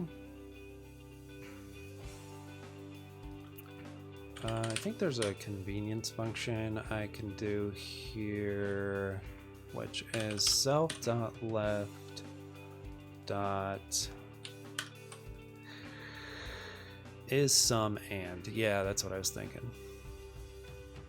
But I don't know if it's gonna let me call. I have a hard time believing it's going to. Oh, but that takes a T, right? That's if you want to do something. It's not quite what I want.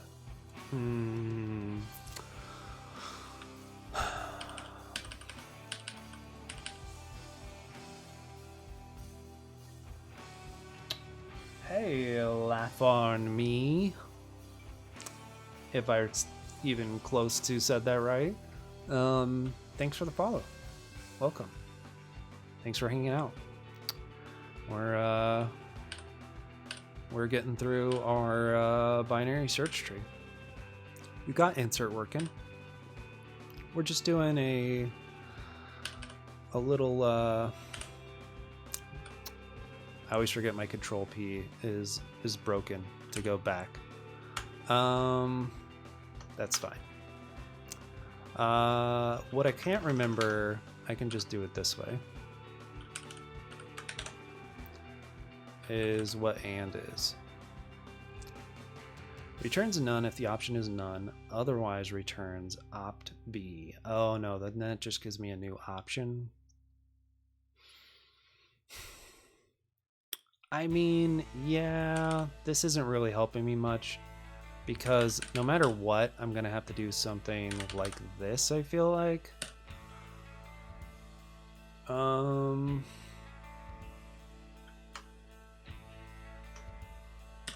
Oh, I just thought of something. Let's look at that. And then? No, that wasn't it. That wasn't it. It was without and on there. Is some and. I thought of some other way of using this. Because... yeah, that would be fun, right? To like test out, like, especially if you were just talking. No, it's a great idea, Lamo. Thanks. Like if we were just talking about numbers you could store, or values you could store in a contiguous data structure, like when would it actually end up being faster? At what point? I mean, I would say it will obviously depend on your data set, right? And all that kind of stuff too, but yeah, it's a fun idea.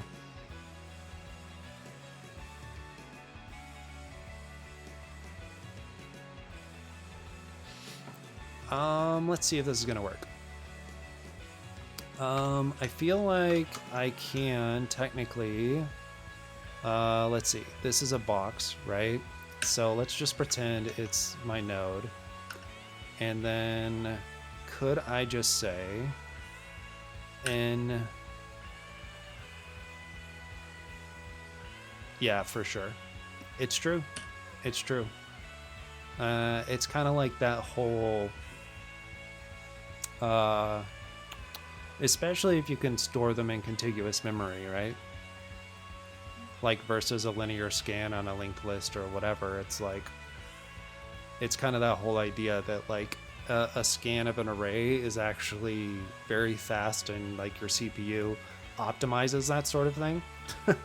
And there's a lot of cache stuff where on a linked list, you're jumping all over the place in memory. So yeah, it's a great point. I would say that there's probably there's a lot of similarities between just about any tree structure like this, unless it actually uses, like some trees will actually use a contiguous memory structure underneath, but then just present it, you use it like a tree. Like an actual tree built like this with node types and that whole thing, boxes basically, is probably going to have that similar performance problem as a linked list does. Yeah. Yeah, those are great points. 1 second, quick message, and let's see if this lets me do what I want it to, which is call search on value. Maybe it will. I actually want to return that, and yeah, I know I didn't finish. Okay. Else.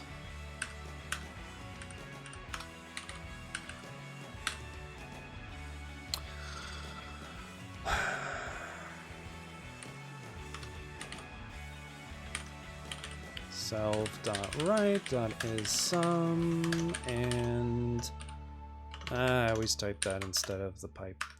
n.search value.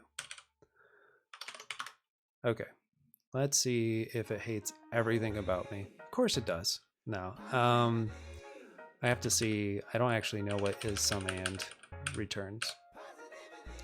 It should return whatever my function does, right? Oh no, it's a predicate. Dang it, I'm not using a predicate.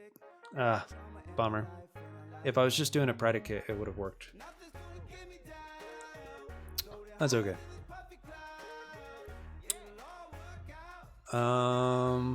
It's alright. Let's just do this the not hard way. Which is pretty much exactly like this is right here. Just slightly changed. So instead of root, oh, whoops, I put a slash before the S. S/root/left/G. Okay, let's start with this. And then let's just get rid of this for now and return none, just to get rid of that as being a problem. And then let's just, I know there's something wrong here, but self.left.isSum and self.left.hasRef.unwrap.searchValue.isSum. We don't want the isSum at the end. We just want this, and the purple highlight pisses me off because I can't see anything. Oh, why do you do that, LSP? This is oh, it's because my mouse is over it. Skill issue. Total skill issue. Okay. Expected enum option binary search tree node T. Excuse me. Oh yeah, dumb. I did as so that's not gonna work that way. If value is less than self.value, self.left dot right. I just wanted to return none, so I'm doing this. There's got to be a nice thing on option that I'm just not thinking of. Let's just look at the docs real quick, because I think I'm just not able to see it in my LSP because, well, is anyone surprised? Probably not.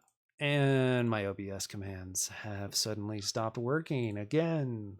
Amazing. All right, let's look at option docs. Wow, sorry about that. Wasn't too bad, I hope. Okay. And gives me an option. I like that, but like I could use and. Let's see. Returns none if the option is none.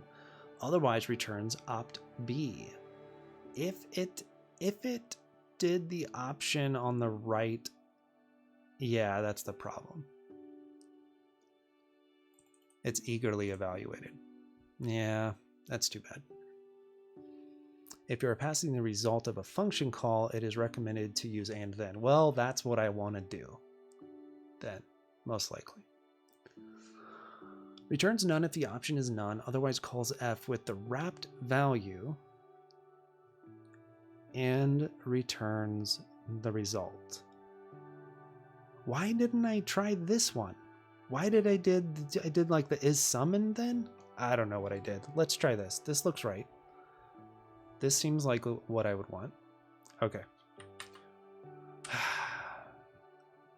Come on. Freaking OBS. Okay. First try. Self.left dot and then we're gonna make this nice. Okay. N dot search value. Okay. If that actually worked, it would be beautiful. I really would like that. I can't do a sum self.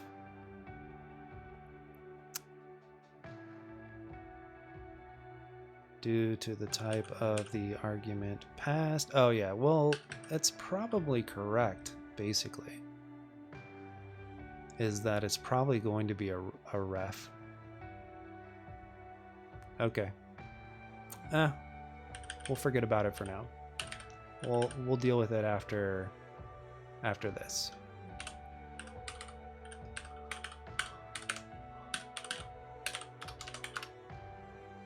Okay. That looks good. And let's see. Let's see what this says it returns. Not according to docs. I want to know what it returns according to the LSP. Okay, let's just return. Let's replace this with none and see what other return errors we get. Okay, that's kind of what I expected. Okay.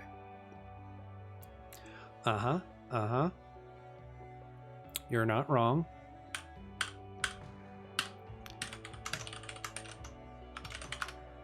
How about that then? Okay.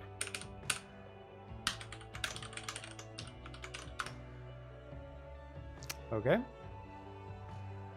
This should be good. Not bad.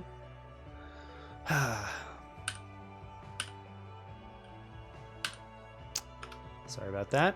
Reverting to Emacs commands. And here we go.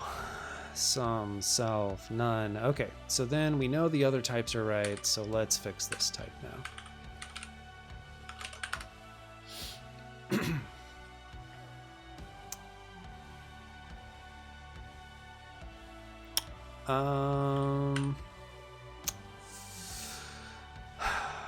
Found a reference.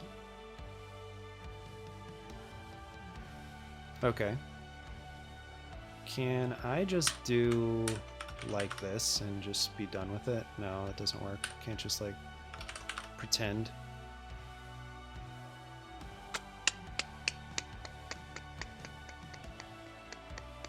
I mean, I'm thinking what I actually want to do is probably not move things out. Like this is an asref. Let's see, self.left.asref. But that's the option. Okay. Let's do a build in the terminal.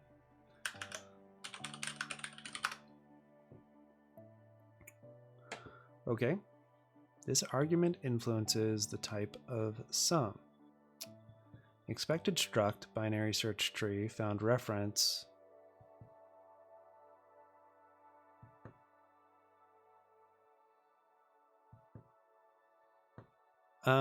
You mean like why can't I just do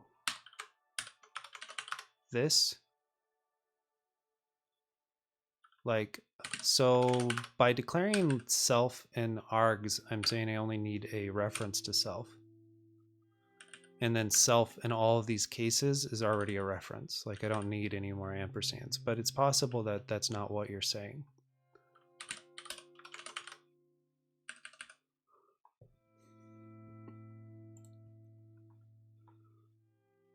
Expect, and also welcome. Hemeta? Hemeta? I'm going to say meta like it's me, but it's not. Hemeta. You can also tell me how to pronounce it if you'd like. Oh, Oh, I see what you're saying. Yeah, that's probably what I'm doing wrong. No, I'm with you. I was toying with the idea of like I probably want to do an option and self is really what you're probably getting at. I'm just trying to work through it. I mean, ideally I want to use it other places without that ref. But I mean, for now that would work. And then we could struggle with it later.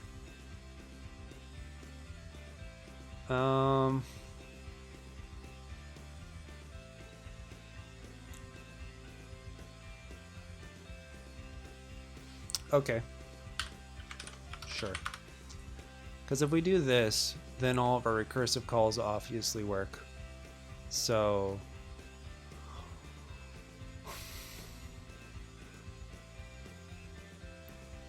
yeah, it's just I want to use the search function for other things too. But it will work for now. Okay, so now we can actually write some tests. That's cool. So let's try some things, right? So we should be able to say assert bst.search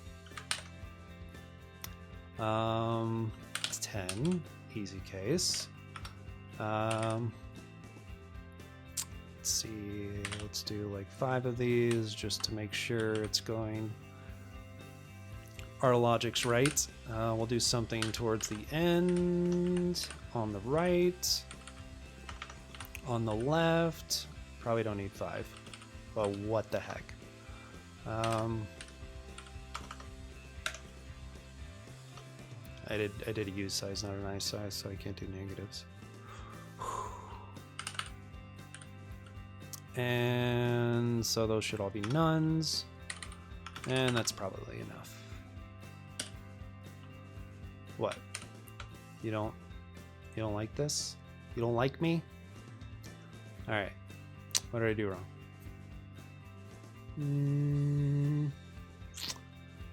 Value t, and it just returns a bool, right? Oh, borrow of moved value. Wait, value borrowed here after move. Oh, did I? It's because of this, isn't it? Is that all it is? Yeah. Okay.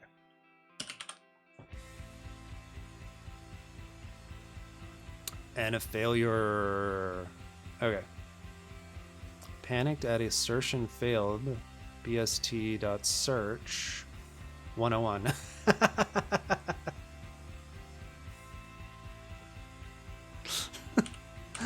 Oh no, what am I doing? Does that work? I think that's how you do it. Yeah. I just forgot to actually write the right test. First try except for my test. Hilarious. Thanks, Teeny. Alright. Alright, Hemeda, you won this round. No, I'm kidding. No, it's a great point. I thought about it. I don't know if I talked about it, but now we have to see if the search is going to be generally useful, which was my goal. To begin with.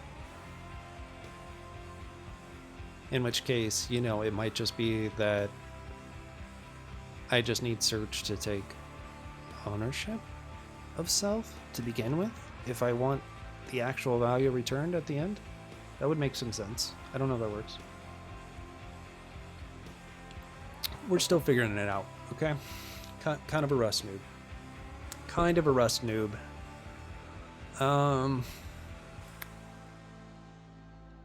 Especially when I write an assert and I'm like, oh, does bang work? Does this work to do a not?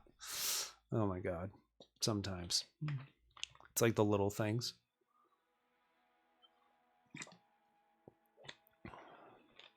Because I like jumping in the deep end.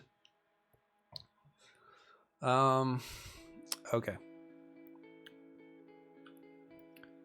This looks good. We have search. Just thinking through this.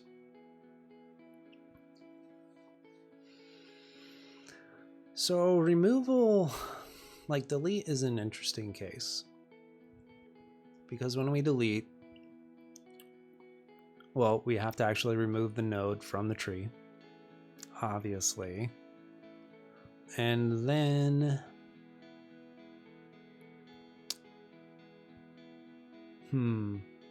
it could actually end up making me want to change my search a little bit to just do the equality check of both branches while you're at the parent, and then you kind of know where you removed it from, and then you could do like any rebalancing that's necessary, or any, you know, value switches.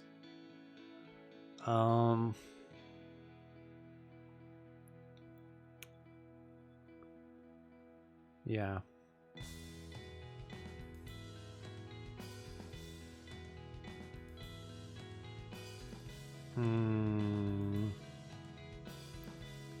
Okay. I think what we'll do is we'll use our little binary search tree visualization, and we'll do a delete, and so that we can kind of understand the delete case before we code it. Oh yeah, I'm like, why isn't my scene changing? It's because OBS is still broken. All right, so here's our visualizer and a little tree we put together. And then, so if we want to delete 4, it's pretty obvious what's going to happen, right? 4 just gets deleted. You don't have to do anything. You know you don't have to do anything because 4 doesn't have any children. So for delete,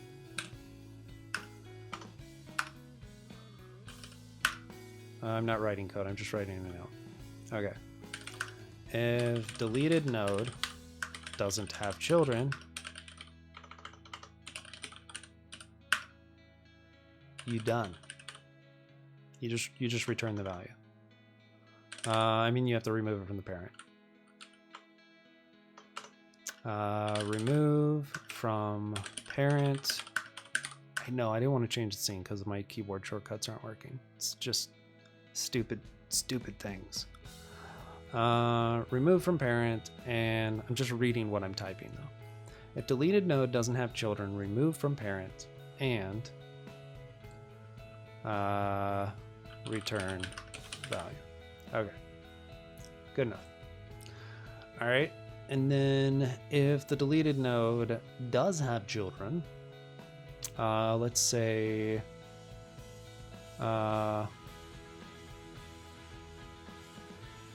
17 is a good example. Let's make our... Actually, 7's a good example because it's... Yeah, 7's a great example. But then nobody else has children. That's the thing that I don't like about it. Let's just add some more things. We'll do a 3 and we'll do a 6. Okay. Right? And so if we delete 7, let's see if I remember how this works. I'm probably wrong. I didn't like review it. When you delete 7 to like rebalance the tree, resort basically, you would take the 4. Let's see if I'm right here. If you took the 4, no, I don't remember how it works. We're just going to delete it. We're going to let the visualizer tell us how it works. All right. Oh, okay. That makes sense. So you take the 6. You take what's on the rightmost node and you replace what you just deleted.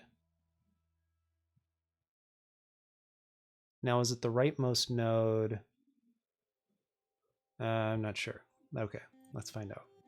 So, say we had a 5. Let's just do another 4. Let's see where they insert 4. Ah, they do insert on the right. How about that? Okay. So now if we delete 6. My guess is it's going to replace 6. Ooh, I don't know what it's going to do. Let's see what happens. It replaces 6 with 5. Okay.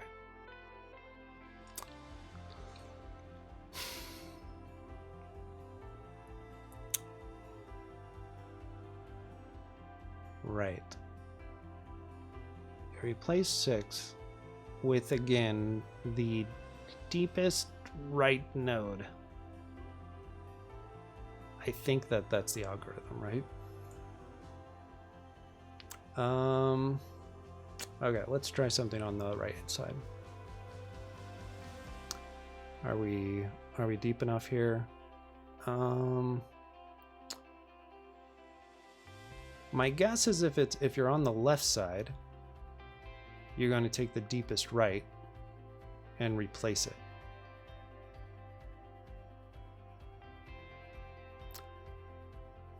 And then if you're on the right side, maybe you take the deepest left? Does that make sense? I don't know. Let's fill this out a little bit more.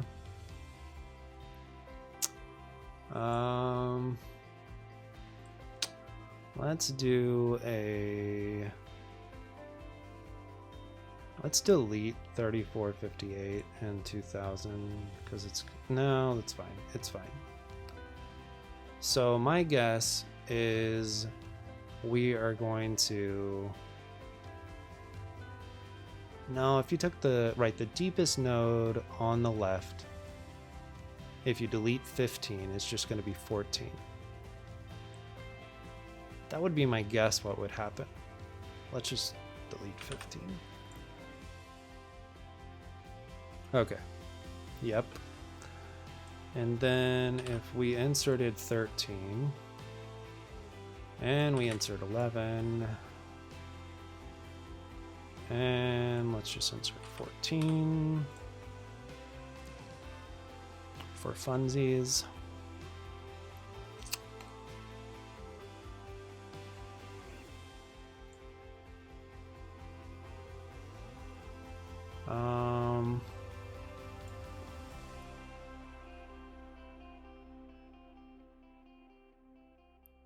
Why am I not grokking this algorithm?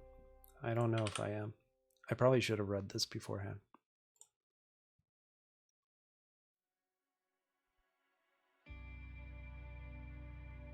Okay, so it took 13, which is what I expected. The part I'm not understanding is, let's see if I can get this to work. If I delete 5, it goes to the lowest right, or does it just go 1 down to the right?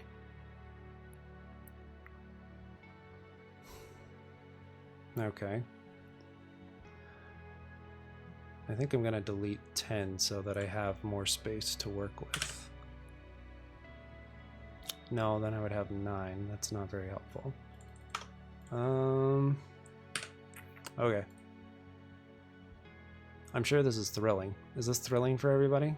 Are you guys excited? I'll insert 6. And we'll... Yes.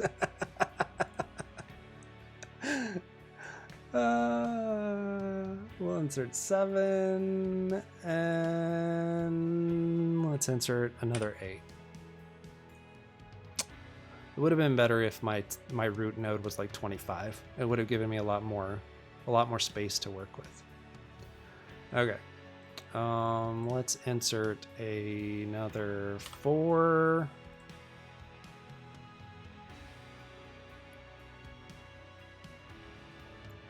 Oh, this is interesting because here the 4 is on the left because of the way it worked. So maybe it's that it can be left or right. Like inserts on the right, but on a delete scenario, it's fine that left is equal. Yeah, I don't know. Interesting. Okay. So what should we delete to? Let's come up with our hypothesis for how this should work. If I delete 4, then, and I'm on the left. Wait, but this is on the right. This is the problem. I'm going to try deleting all these 4s. Delete that 4, it will replace with that 4. Delete this 4, it will replace with that 3. And then let's delete this 3. And then we'll have a little bit more space on this node. Okay. Oh no, because then everything's on there. Okay. We're just deleting things now. All right, so delete 9 is going to replace with 8. Yeah. Okay. So let's insert 3. And we're going to insert 5. Okay, cool. So if we delete 6, what's going to happen is it's probably going to replace it with 5. But why? That's my question. Why? What about if we delete that 8? Will it also replace it with 5? Will it just go all the way down? If it goes all the way down, okay, let's think about this.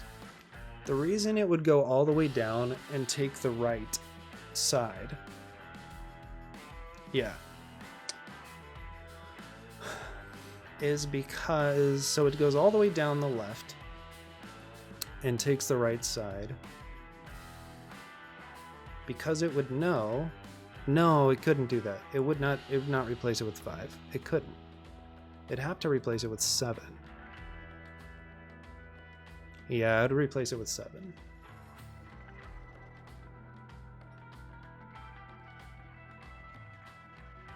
I think my data set's just a little too dense. But let's just delete 8. See what happens. Yeah, okay. And if we delete 6, it's going to replace it with 5, which is 1 down to the left and 1 over. But it doesn't have any children, and that's part of the reason why that works. So let's insert a 5. And insert another 5.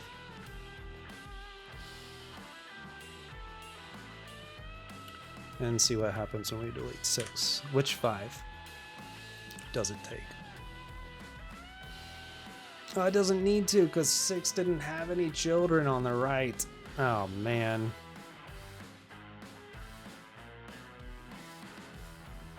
And if I delete 7, it has a right. Okay.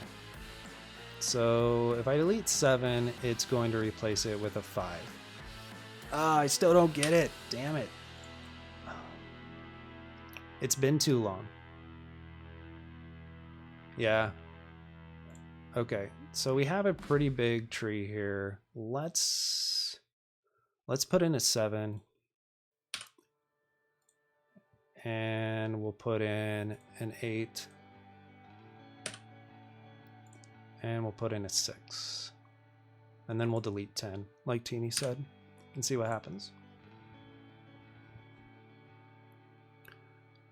The real thing that you need to know is you should have a right-only binary search tree.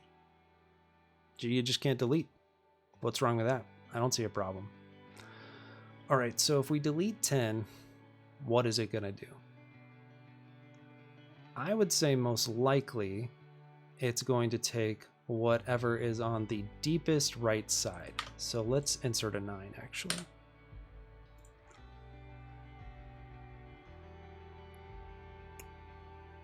And then if I insert an 8, will it put it under that 9? Because then that would be the most interesting. So it goes 1 down because it knows this is lower than it. And it knows that that's it. Okay. Everything of, okay, so you're deleting here. We'll just call it root. Everything of root.left.right is going to be smaller than what you're deleting and bigger than root.left. Okay. Now let's talk about this on the right side. It's actually really simple. Okay. It's actually really simple as I've spent 30 minutes trying to remember how it works. Everything. And then it's actually the same thing here, right? In that if I delete 17, I'm still going to go to left. And if it doesn't have a right, then I know I can just bring 16 up.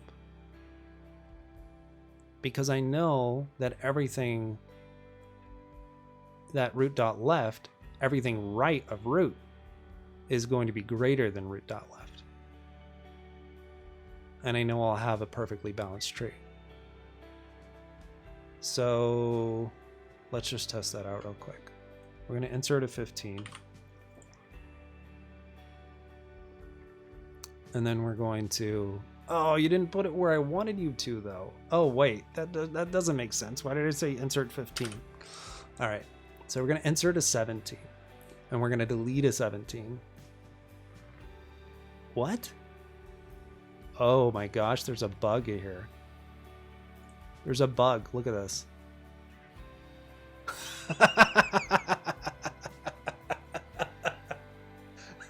Damn it.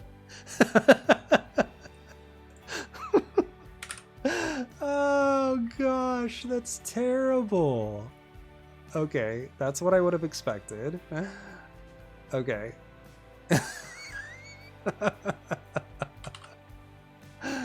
Oh, so bad. So bad. Yeah, 2000, it's actually because 2000 is... No, 2000 is greater than 17. But, oh no, you're right. It wasn't a bug. No, you're probably right. No, that was me. Is I wanted to insert a 17 and I was expecting it to go down. You're right. No, insert is greater. It was the same number, wasn't it? I was thinking this number was not 16. I was thinking this was clearly less than the number, but it was the same, wasn't it? Okay. It was me. It was me. Nope. Okay. Oh man. I do that a lot. You're right. No, it was the right place. They did the right thing. I was just wishing that it would do the wrong thing so that I could use it as an example. No, I just wanted it in a certain place, but it's not how insert works. Insert's always going, like, you have to kind of choose. And it seems pretty standard to do if it's equals to, you put it on the right side. I don't know. That's how I've always seen it. That's funny. Oh man. Silly me. Okay. All right. So what was my point?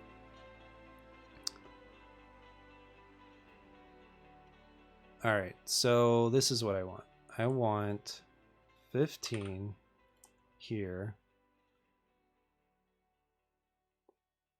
And I think we can do a 14, and then it will give me the structure that I want.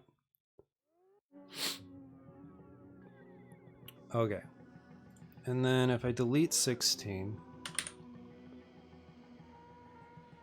it should replace it with this 15 right here. Yeah. Oh, you can't see it.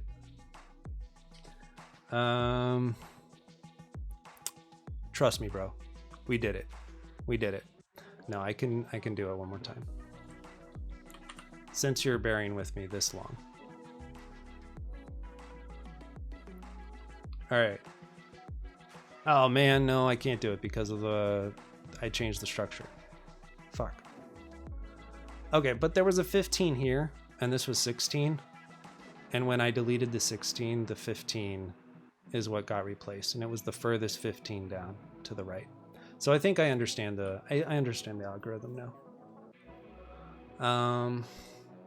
Okay, cool.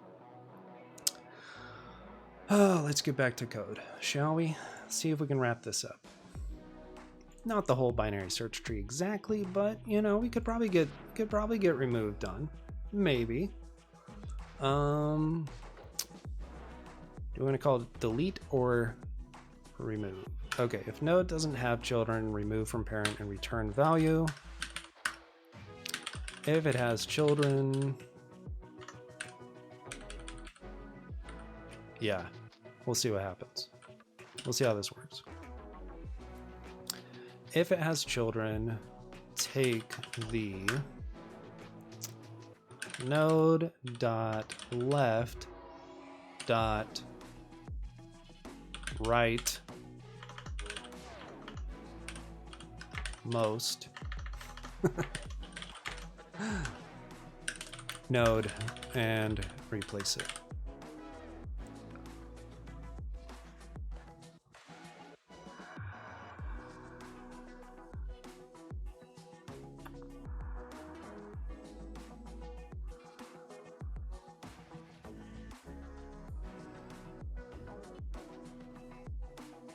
Okay. I don't know if I have time to finish this right now.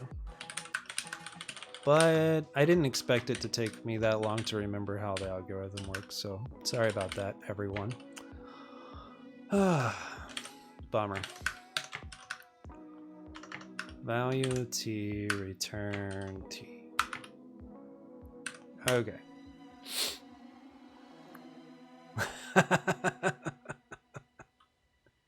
Dang it. I thought I could get by with one, you know? I thought I could get by with it. Nope. All right. So if we use search, just see if this is a possibility. So we have a T. I mean, in some ways, like, if you have the T, do I really need to delete the T? But I do probably need to say whether or not I could return a bool in the sense that I could just say true or false if we deleted it, or I could return an optional T. I tend to prefer real values, and if we do want to do a drop implementation, let's see, will we need to? No, we don't really need to. That's right, because we're not using it in C. We should be fine without that. For now, we'll do it optional. If it becomes annoying, we can change it back to Boolean. Okay. Now that we went through the thrilling visualizations of deleting from a binary search tree, I think we can do the algorithm. I'm going to start with trying like the search. So I think I can do that by doing something like self.root. Oh, you know what? I didn't even think about that. If value equals self.value sum self. No, I handled that case, right? Oh, it's just, that's what it was. I could make this nicer. I could do the same thing that I did up there, right? In that I could do an and then, and that's the option, and then I could just call it is sum. Let's just fix that real quick. I think it'll be nicer. Self.root.asRef. And yeah, you do need that. You need those double dots. It's really important. Just kidding. N dot search value dot is sum.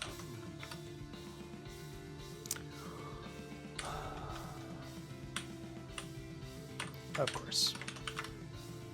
And let's just go here.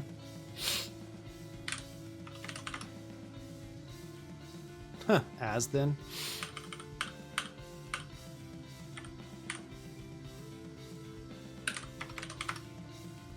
Okay. That looks nicer. Oh no, then that returns a none. That's why I had it the other way, right? Because that's going to return a none. Oh. Really? Oh no, that's fine. Because then and then returns a none, and I call it is sum. That's why it works. This is fine. I'm just being silly. We're good. We're good. The compiler would have told me if I was very, very wrong. Except that this is here. Let's just return a none just to make sure that we didn't have any other problems in our search. Maybe run our tests. Okay, we're good. We're good. ADHD, everybody. Okay. All right. So let's start by saying self.root.asRef.search value. And we can do, oh right, it's actually, I'm silly. I can just do this. Yeah. We shall see. We shall see what happens. Okay.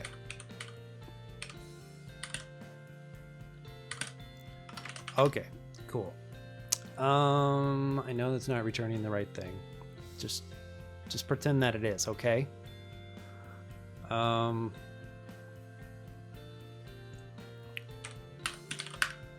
Okay, and yeah, we can just call this n.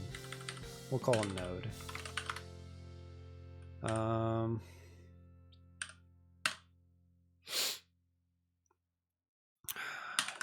If node.isSum, obviously there's something nicer to do here, but for now, this is what I want to do, just to make the logic branch simpler in my head. Otherwise, return none. Obviously, I could just return node there because it is none, but that's okay. It just felt weird to return node.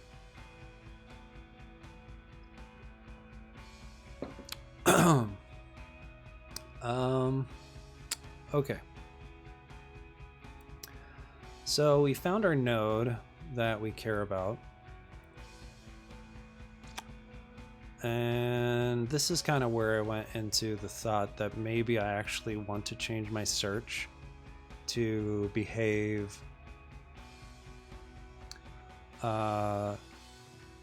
where the parent checks the values, because I need to mutate that parent. So let's see. Instead of changing search, maybe what I actually want to do, maybe I should just implement this separately, and then I can merge the implementations if it actually works, because right now I'm not 100% sure how I'm going to deal with the borrow checker and own values and all that kind of stuff in the future. like with both of them. So I think what I'm going to do is go ahead and delete this part. And instead, we're just going to say if self.root, we could do an if let sum n equals self.root dot as mute, maybe, because I'm gonna want to be able to mutate it.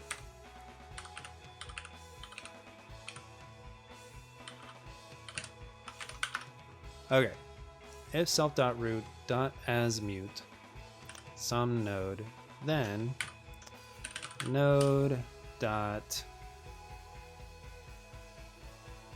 this is where it feels a lot wronger is when you say node dot delete value.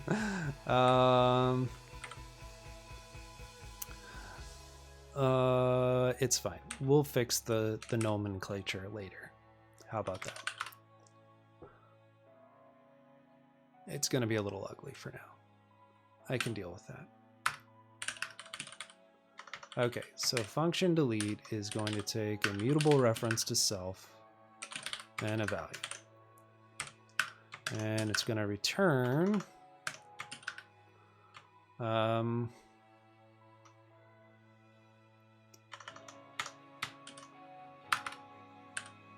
actually what we can do,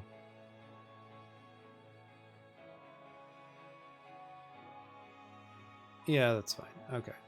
I was just thinking we could make it simpler, but it's fine. Option T, sure. Why not? Okay. Here we go. So we want to do kind of our basic search the same way like we did the other one, except we're gonna move it down into, move the equality operator into our branch logic instead of in the self logic, if that makes sense. So the only place that doesn't work though is if it's the root. I didn't think about that.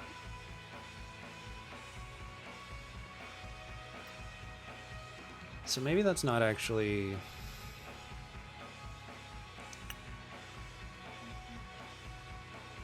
I mean, if it's the root, then, oh, that's annoying.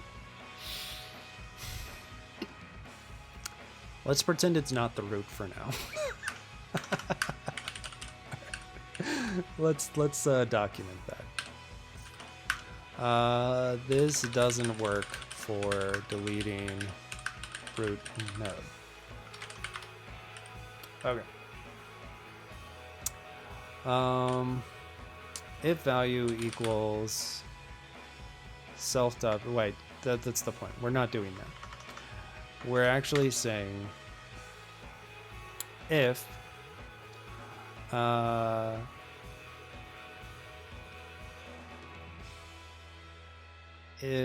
value is less than, right, but we need the like is sum as well. Okay, I'm getting there.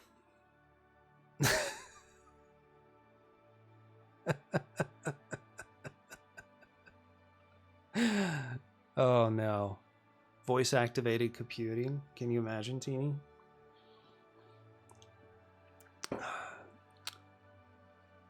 Apple, remove root. And then it just like fucks your whole system. That would be amazing. All right. If value, it'd be terrible. I just think it'd also be amazing. Okay. What am I trying to say? If self.left.isSum, we'll clean this up as always. And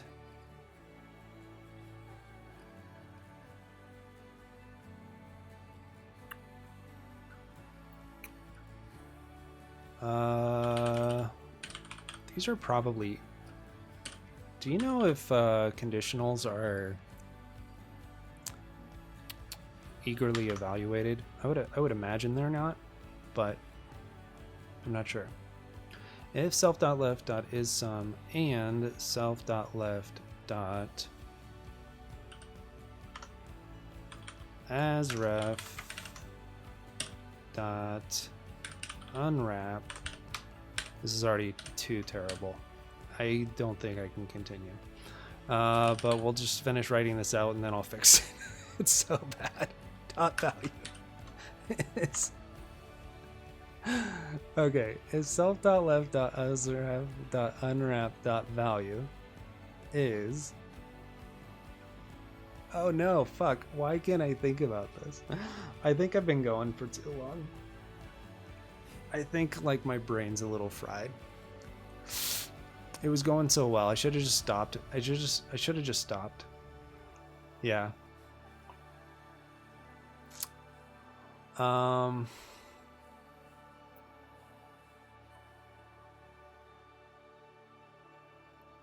Right. Leaf is easy, right?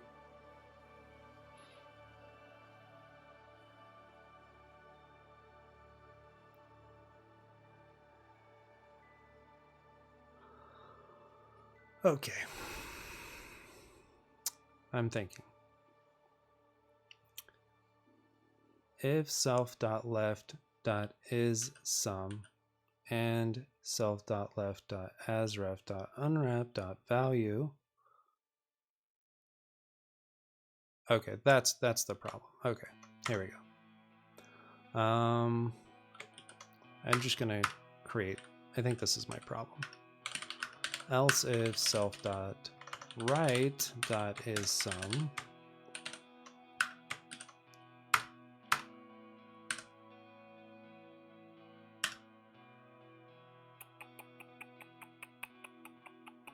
this isn't right, but it's fine. Else none. I think I'm doing myself a disservice by continuing, but we'll just hack it out a little bit longer.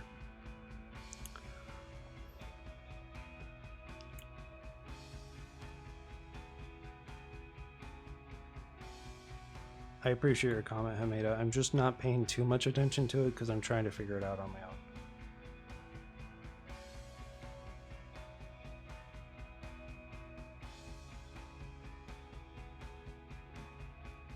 But it's good. It's all good. Here we go. If self.left.isSum. Okay. Else if self.right.isSum, and we have, as usual, this whole thing. I think this is like a classic obviously need to match here sort of situation. And it would actually make this less ugly. Yeah,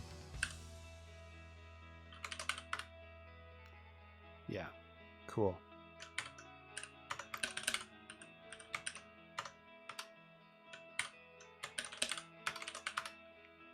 Finished. First try. All right. All right. If self.left.asref is sum. Yes, you're not wrong. And then we say if self.left.asref. Okay, hold on. Lots of messages. Just random things. Let me mute this tab until I'm done here. Okay, here we go. Self.left.asref dot. So this is our optional. Unwrap dot.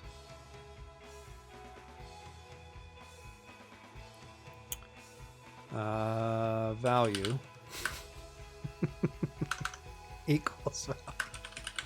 Okay, this is gonna be so gross. All right, I don't think I don't think I can do it. I need to do some sort of matching. I need to unwrap it. It's so bad. I just can't stand it. And then I'm also like mentally tired and the whole thing. Like I actually work on Sundays. I know that sounds weird. Well, maybe that doesn't sound weird to some people, but I switch my Thursdays and Sundays for reasons. So I also work today, and then I'm, implementing a binary search tree in Rust today as well. So, once I hit over the 2-hour mark on streaming after working, I usually get stupider and stupider. But we'll just see. All right. I think what I want to do is match on self.right and self.left, but the other way around, because that would be really dumb. Self.left and self.right. Okay. I want to match these, and I want to say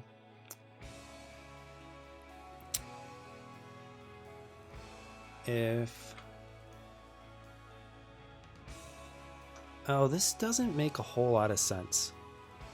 I don't think this makes sense. It's like I need to keep track of both where the node is. Let me just think about this. I need to keep track of where the node is, basically who the parent is, and I would need to keep track of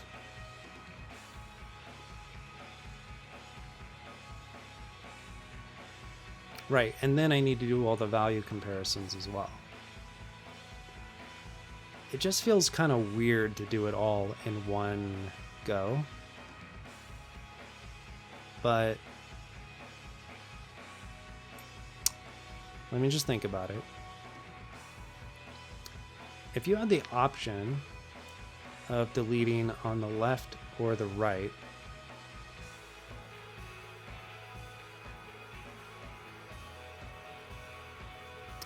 which side would you want to delete on? Do I have any of that in this? No, I don't.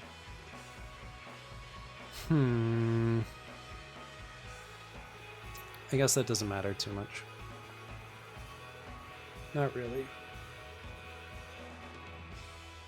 You'd have to like look into the children and everything. All right, so if we're none, then we know we're none. That's easy. All right, let me delete this terribleness. Okay. If we're none, then we're none. That's pretty easy. Okay, we know that much. Otherwise,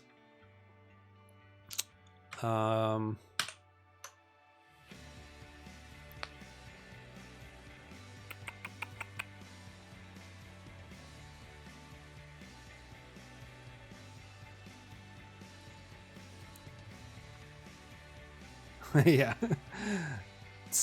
That was good, Teeny. I like that one. That was very good. If we are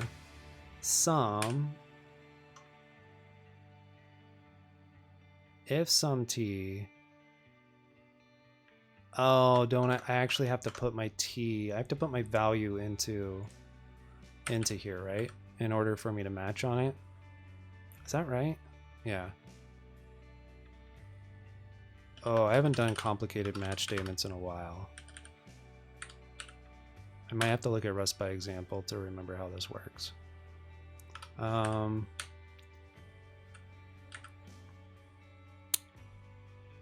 Oh, wait. No, I don't have to do that. I don't think I have to do that. I know. You know what? We don't have cool pattern matching in Clojure. It is... You know how we write this in Clojure? We write cond statements, which is essentially special case statements. They're nicer than case statements, They take predicates. They do special things. You can do some cool stuff, but we don't have nice pattern matching, so it's not something I write all the time.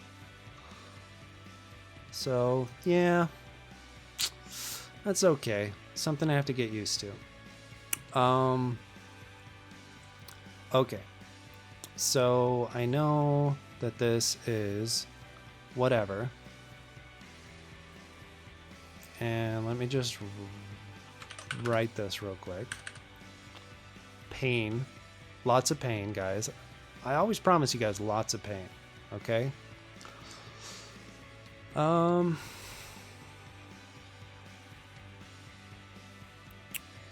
Okay, so none. That looks fine. It's just when it's not none.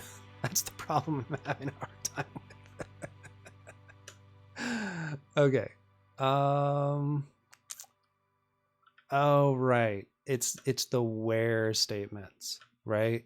Okay, yes. So if I have some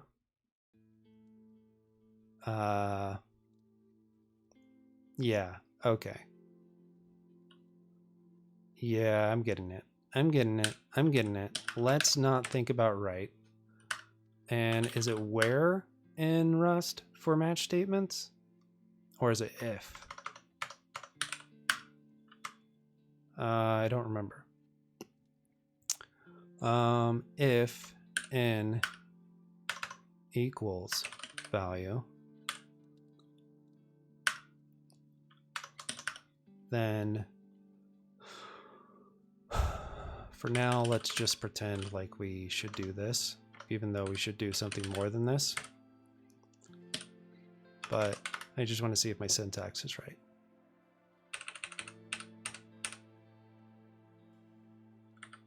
I'm guessing it's not.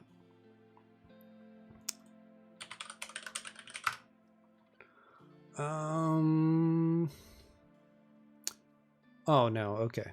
It's just that this is still a box. Okay.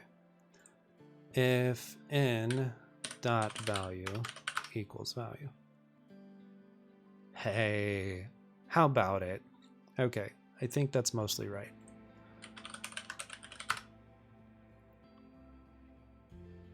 If let sum node equals self.root as mute, self is a and reference, so the data it refers to cannot be borrowed as mutable. Wait, what are you talking about? Where is this at? 81? That's not where I'm at. Okay.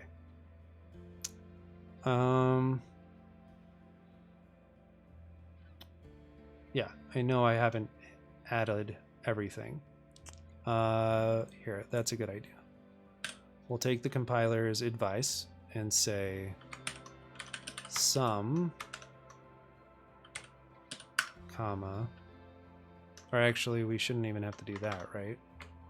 We should be able to just say this to do.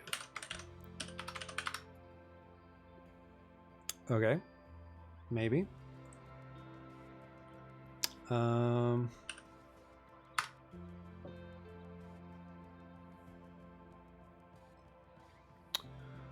Where did we start? There, right there. Move occurs because self.left. Okay, yeah. I don't need all that movement yet. So let's start with this. Okay. NSFW. That's true. That's a good point. It's funny to me. Okay. And 82. Let's go down to there and fix whatever problem it thinks it has. Self is a and reference that the data refers to cannot be borrowed as mutable. Oh yeah, well that is a problem. Now you're happy? That's what I mean. If it compiles, there's no bugs, right? So we're done. It compiled. It works. Okay. The if statements are definitely getting there.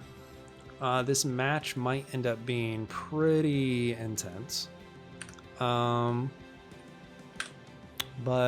let's just keep going a little bit more. So sum in if n dot value is less than, no, if value is less than. Okay, that's probably what I need to do in general because that matches my other conditionals and it makes more sense. Yeah, I know that was not the most reasonable way of doing that, but okay. So if value is less than n dot value, then I need to do is mutes on my matches so that this next part actually works. Then we're going to say n dot left dot delete value. Okay. And this is where it says this isn't gonna work because you're doing bad things. No method name delete found for enum option. Yeah, that's a problem. I don't know why I said, oh, right. But then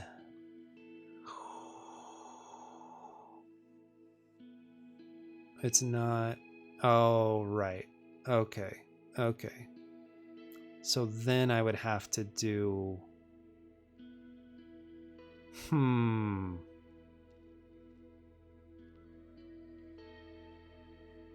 if statement with sum first time I see it.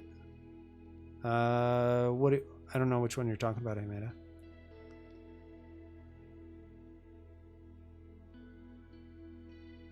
Do you mean in the match statement here, like the line above? Sum if.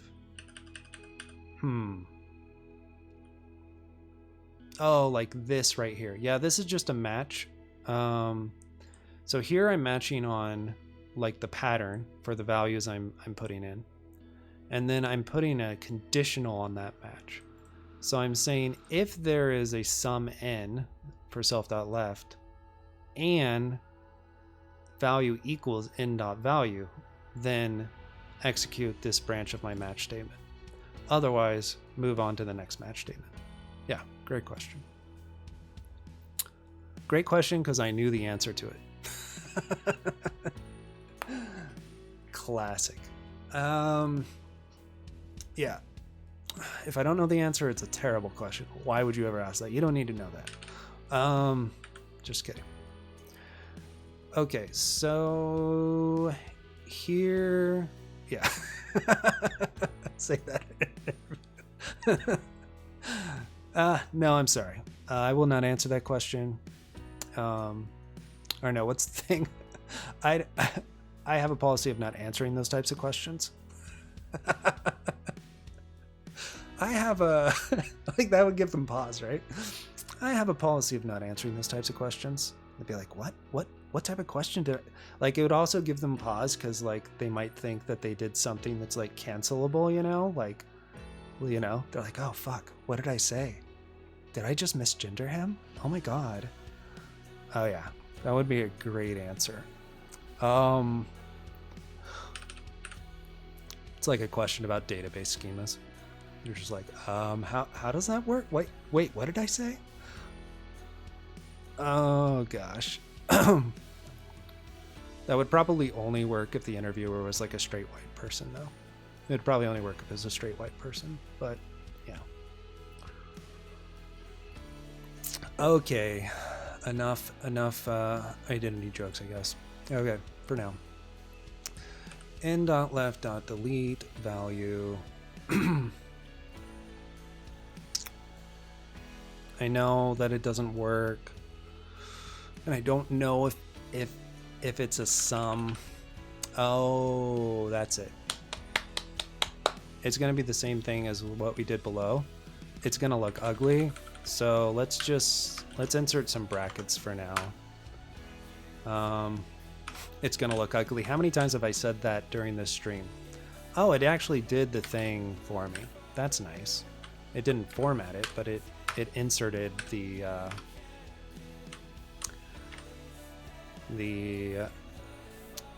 whatever it's called, curly braces for me.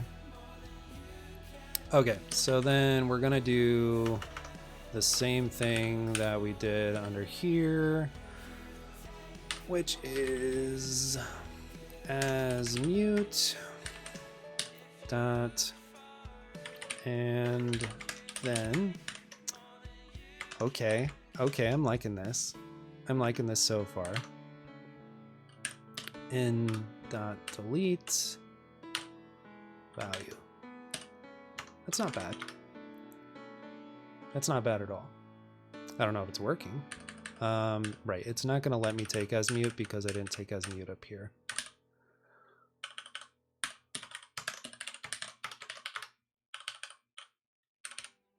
I guess I could have just done an and mute there. Whatever, it's fine. I get confused about some of those. Okay, so that builds. All right, just for our own learnings, is this... Oh, right, I'm not using this, so it's not even gonna... It's not mad about this one. It's mad about the other one. Okay. Can I just do this? Okay, I can just pass it as an and mute because a match takes arguments similar to the way functions do. Okay, I would say that probably looks better. This is more declarative in some ways, a little bit more expressive. Okay, so this is cool because it's saying if our value is less than our left value, see if left exists, and if it doesn't, return none. But if it does, recurse down the left side. Okay. So now we've done those cases, and that should handle everything on the left side. So in that case, we could, let me think about this. If value is, let me think about this. Okay. I'm passing self. I'm going down the left. I know it doesn't equal the left, and I know it's not less than the left. So therefore, I need to check the right. Okay. Yep. So now we're going to do basically the same thing, except on the right-hand side.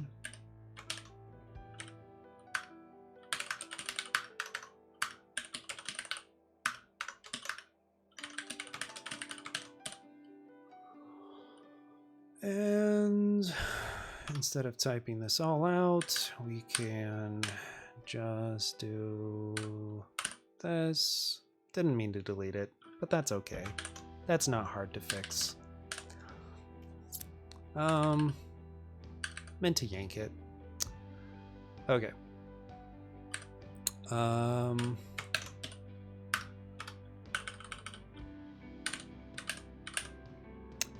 Yes, and okay. Oh, I think there's a case I'm missing here. If value doesn't equal n.value, and value is not less than n.value, that means it's greater than. Okay, that's fine. If value is, okay, no, that's right. If value equals the right node value, we return it. Otherwise, if it's less than the right value, then we go down. Oh, that's what it is. It's I would actually have to recurse then Is that right? I would have to recurse. No. Okay, nope, I was being dumb. We're good. Okay. No, I'm not being dumb. Dang it. I can see why people don't do it this way. It is a lot more complicated because basically I would have all of these cases because I'm looking at left and I'm saying, okay, it's not equal to that value. Well, is it less than? No. Okay, then, I mean, if it's less than, then we know we're good and we could go down. Let me think about this. Yeah. So we're going to still have a thing where we're going to, because here we're actually, my point is, here we're recursing down left dot left. So we're going to have a case where we end up recursing down right.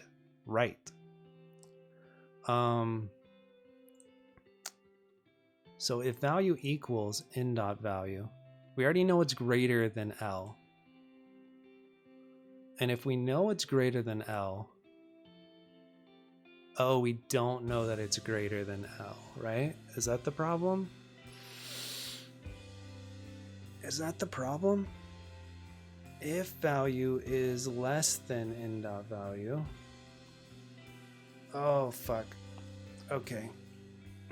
I thought I could hammer this out. I think I'm on the right path. It just might be too complicated to do it this way. Let's just write out some notes, and then I think I need to stop because I'm tired, and it's been 3 hours. Okay. So, doesn't work for deleting root node. This doesn't work in general. Okay. That's not really the note I was going to write. We have several cases. We have to compare to left if eq return if less than left, then we know we want to go down self dot left, or yeah, if less then we know we're going to want to go left dot left. Is there a case where it's less than left and we would want to go into the right? No. The thing is, I already have access to self, and maybe that's the part that I've made this way too complicated on, because I could actually just do, I think that's the right choice, is because I don't actually need left and right in the same match statement, because I'm not checking any sort of, I'm not checking them against each other. So what I actually want is an if. Yeah, that's what I want. What I want is an if value is less than self.value. We do all this that we mostly did. Except it's going to take some cleanup. It's not going to take mental thought. So let's do it. It's not late for you guys, right? It's still early. You guys got this.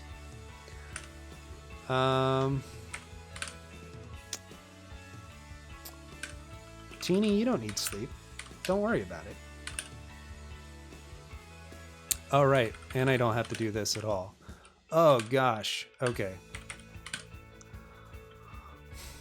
Right? I match, but then I do need the as. Yeah, you don't need sleep. Don't worry about it.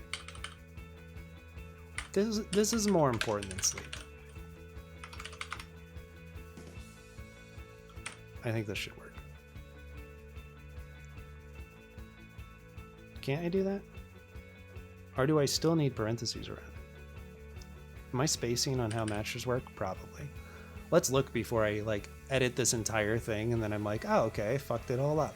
All right. Fine, we'll switch over. This is me. Oh, I have enough energy to do this. And then it's like, oh yeah, I forget how everything works. Flow control should be match. And match. And here. Yeah, that's what I thought. I don't need parentheses. That's just tuple syntax. Okay, we're good. We're good. We know what we're doing. We know how Rust works. Obviously.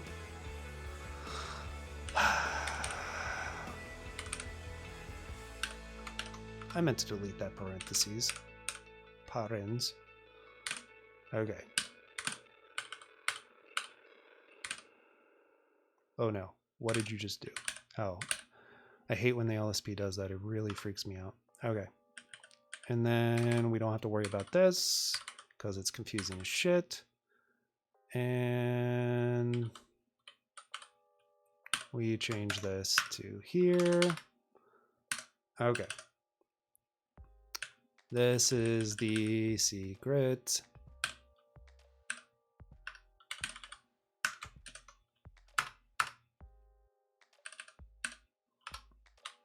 This is the secret, guys. No doubt. Okay. Let's fix our tab. Oh dear God, what did I do? Okay, we're good. We're good.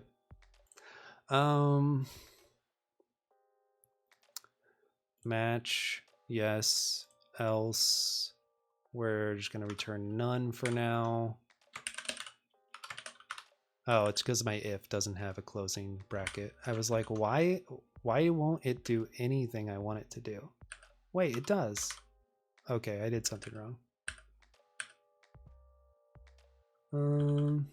That's right. That's right. Oh, it didn't actually do indentation. What? Match? No. It's this line that's wrong. Okay. I'm so dumb sometimes. Okay. All right. Now let's just think about this. Maybe we can actually think about it since my logic's actually correct now. If value is less than self.value, we just go down the left-hand side. And if it's none, then we know we're done. Base case. If we have a sum and the value equals the value, hey, we found what we want. Obviously, we need to fix it where we actually do something when we actually find what we want. Right now, this is just a search. Then we say sum, right? If value is less than n.value, right? Then we go down the left side. If value is, otherwise, if there's a sum in, we know that it's greater than, and we can take it. And we can say n.write, dot as mute, dot end then, n.delete value. Beautiful.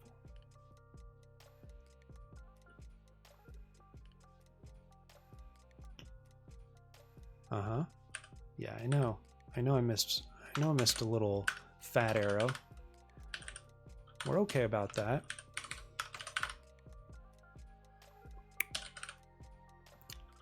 First try. All right. So so far we have a really nice left branch only search. But that's okay. It's what we could, like, our search is so effing easy right here that it makes sense why you don't want this to be the way that you search in some ways, because it's like much more ridiculous.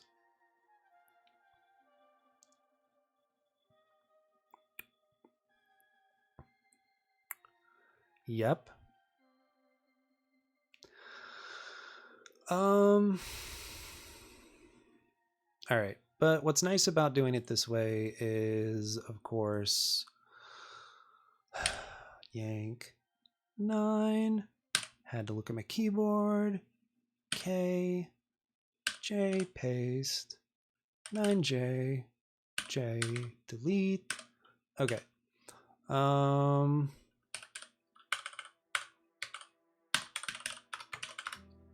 Yay. Now there's our left and right cases. Okay. I think these are the right cases now. Let's delete our notes. We did it. We're good. Didn't mean to do that. That's okay. Let's see.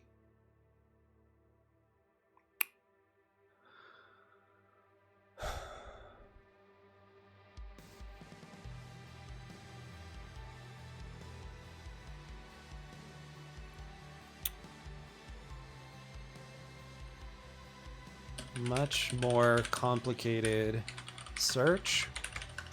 Done. Oh yeah. Actually deleting the value and fixing the tree. To do. All right.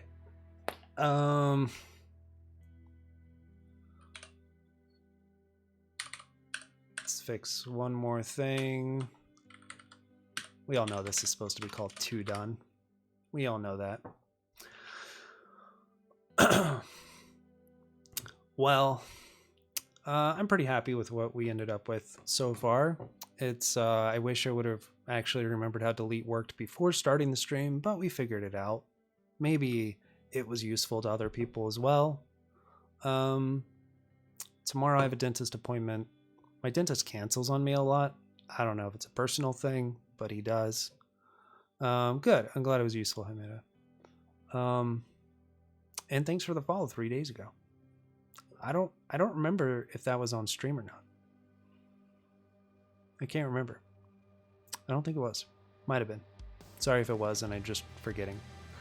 But yeah, I mean, I guess the good thing is, realistically, I never knew what a binary search tree was or how it worked. I mean, I knew what it was in general, but I didn't know how it worked in, let's see, 7 years of back-end development. I don't have a CS degree. I didn't learn it. You know? And what? I moved my Emacs somewhere off screen. How long has that been? Oh god. Sorry, YouTube. Sorry, YouTube. Oh no. I apologized. I don't even have like a time for it. I'm just not supposed to do it. Yeah. I don't know when I did that. Oh well. But anyway, I forgot what I was saying. Yeah, I mean, like the even if you do have a CS degree, it's like you probably already forgot how this works. Honestly, a lot of people do. So it's nice to review it and to go over it anyway. So I'm kind of glad we did that. Even though, you know, it's just another time for me to look a little stupid. But that's what streaming is, basically, at least for me. Thanks so much for hanging out. If you don't follow and you're hanging out and you want to see us finish this binary search tree, it's gonna happen. Yeah, it takes a little bit of time, but it does work. We've done them all. And by them all, I mean all the ones we've done. It was just a bit ago. Okay, sweet. Okay. I just did it randomly. Oh god. It's not surprising. But yeah, so if you don't already follow me, hit that follow button. If you're on YouTube, I don't know. I can't believe you even watched to this point. But like and subscribe or come on Twitch and watch us live, because that's a lot more fun. And then you can tell me about how bad I am at everything. And how I should know things that I don't know. Yeah, well, I probably still make more money than you, okay? Okay, I shouldn't have said that. But, yeah, it's okay. It's all good. We all have our challenges. But yeah. Yeah, thanks for hanging out. So most likely not tomorrow. If I do, it'll be a short stream unless my dentist cancels on me, which like I said, not sure if that's a personal thing he has against me. But we'll see what happens.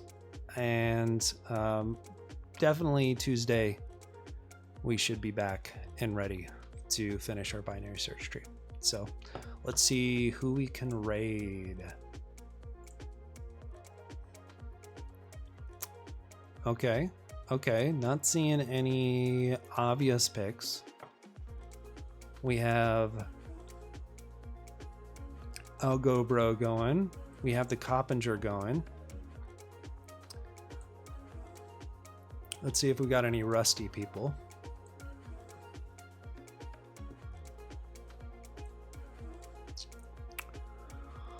Last time I asked Teeny for a suggestion at 6 p.m. on a Sunday, they said, "It's time for bed. What are you talking about?" Why didn't it show me these things in my other one? Okay, I don't know. Raimu? I don't remember this. I don't remember who this is.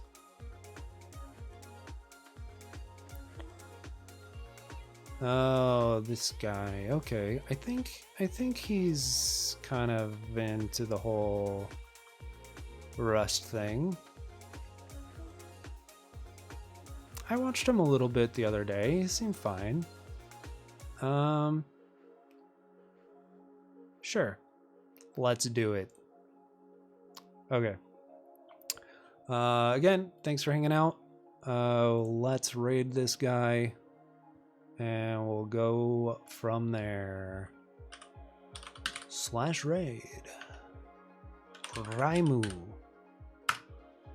Bye, guys. Have a good rest of your weekend and Sunday.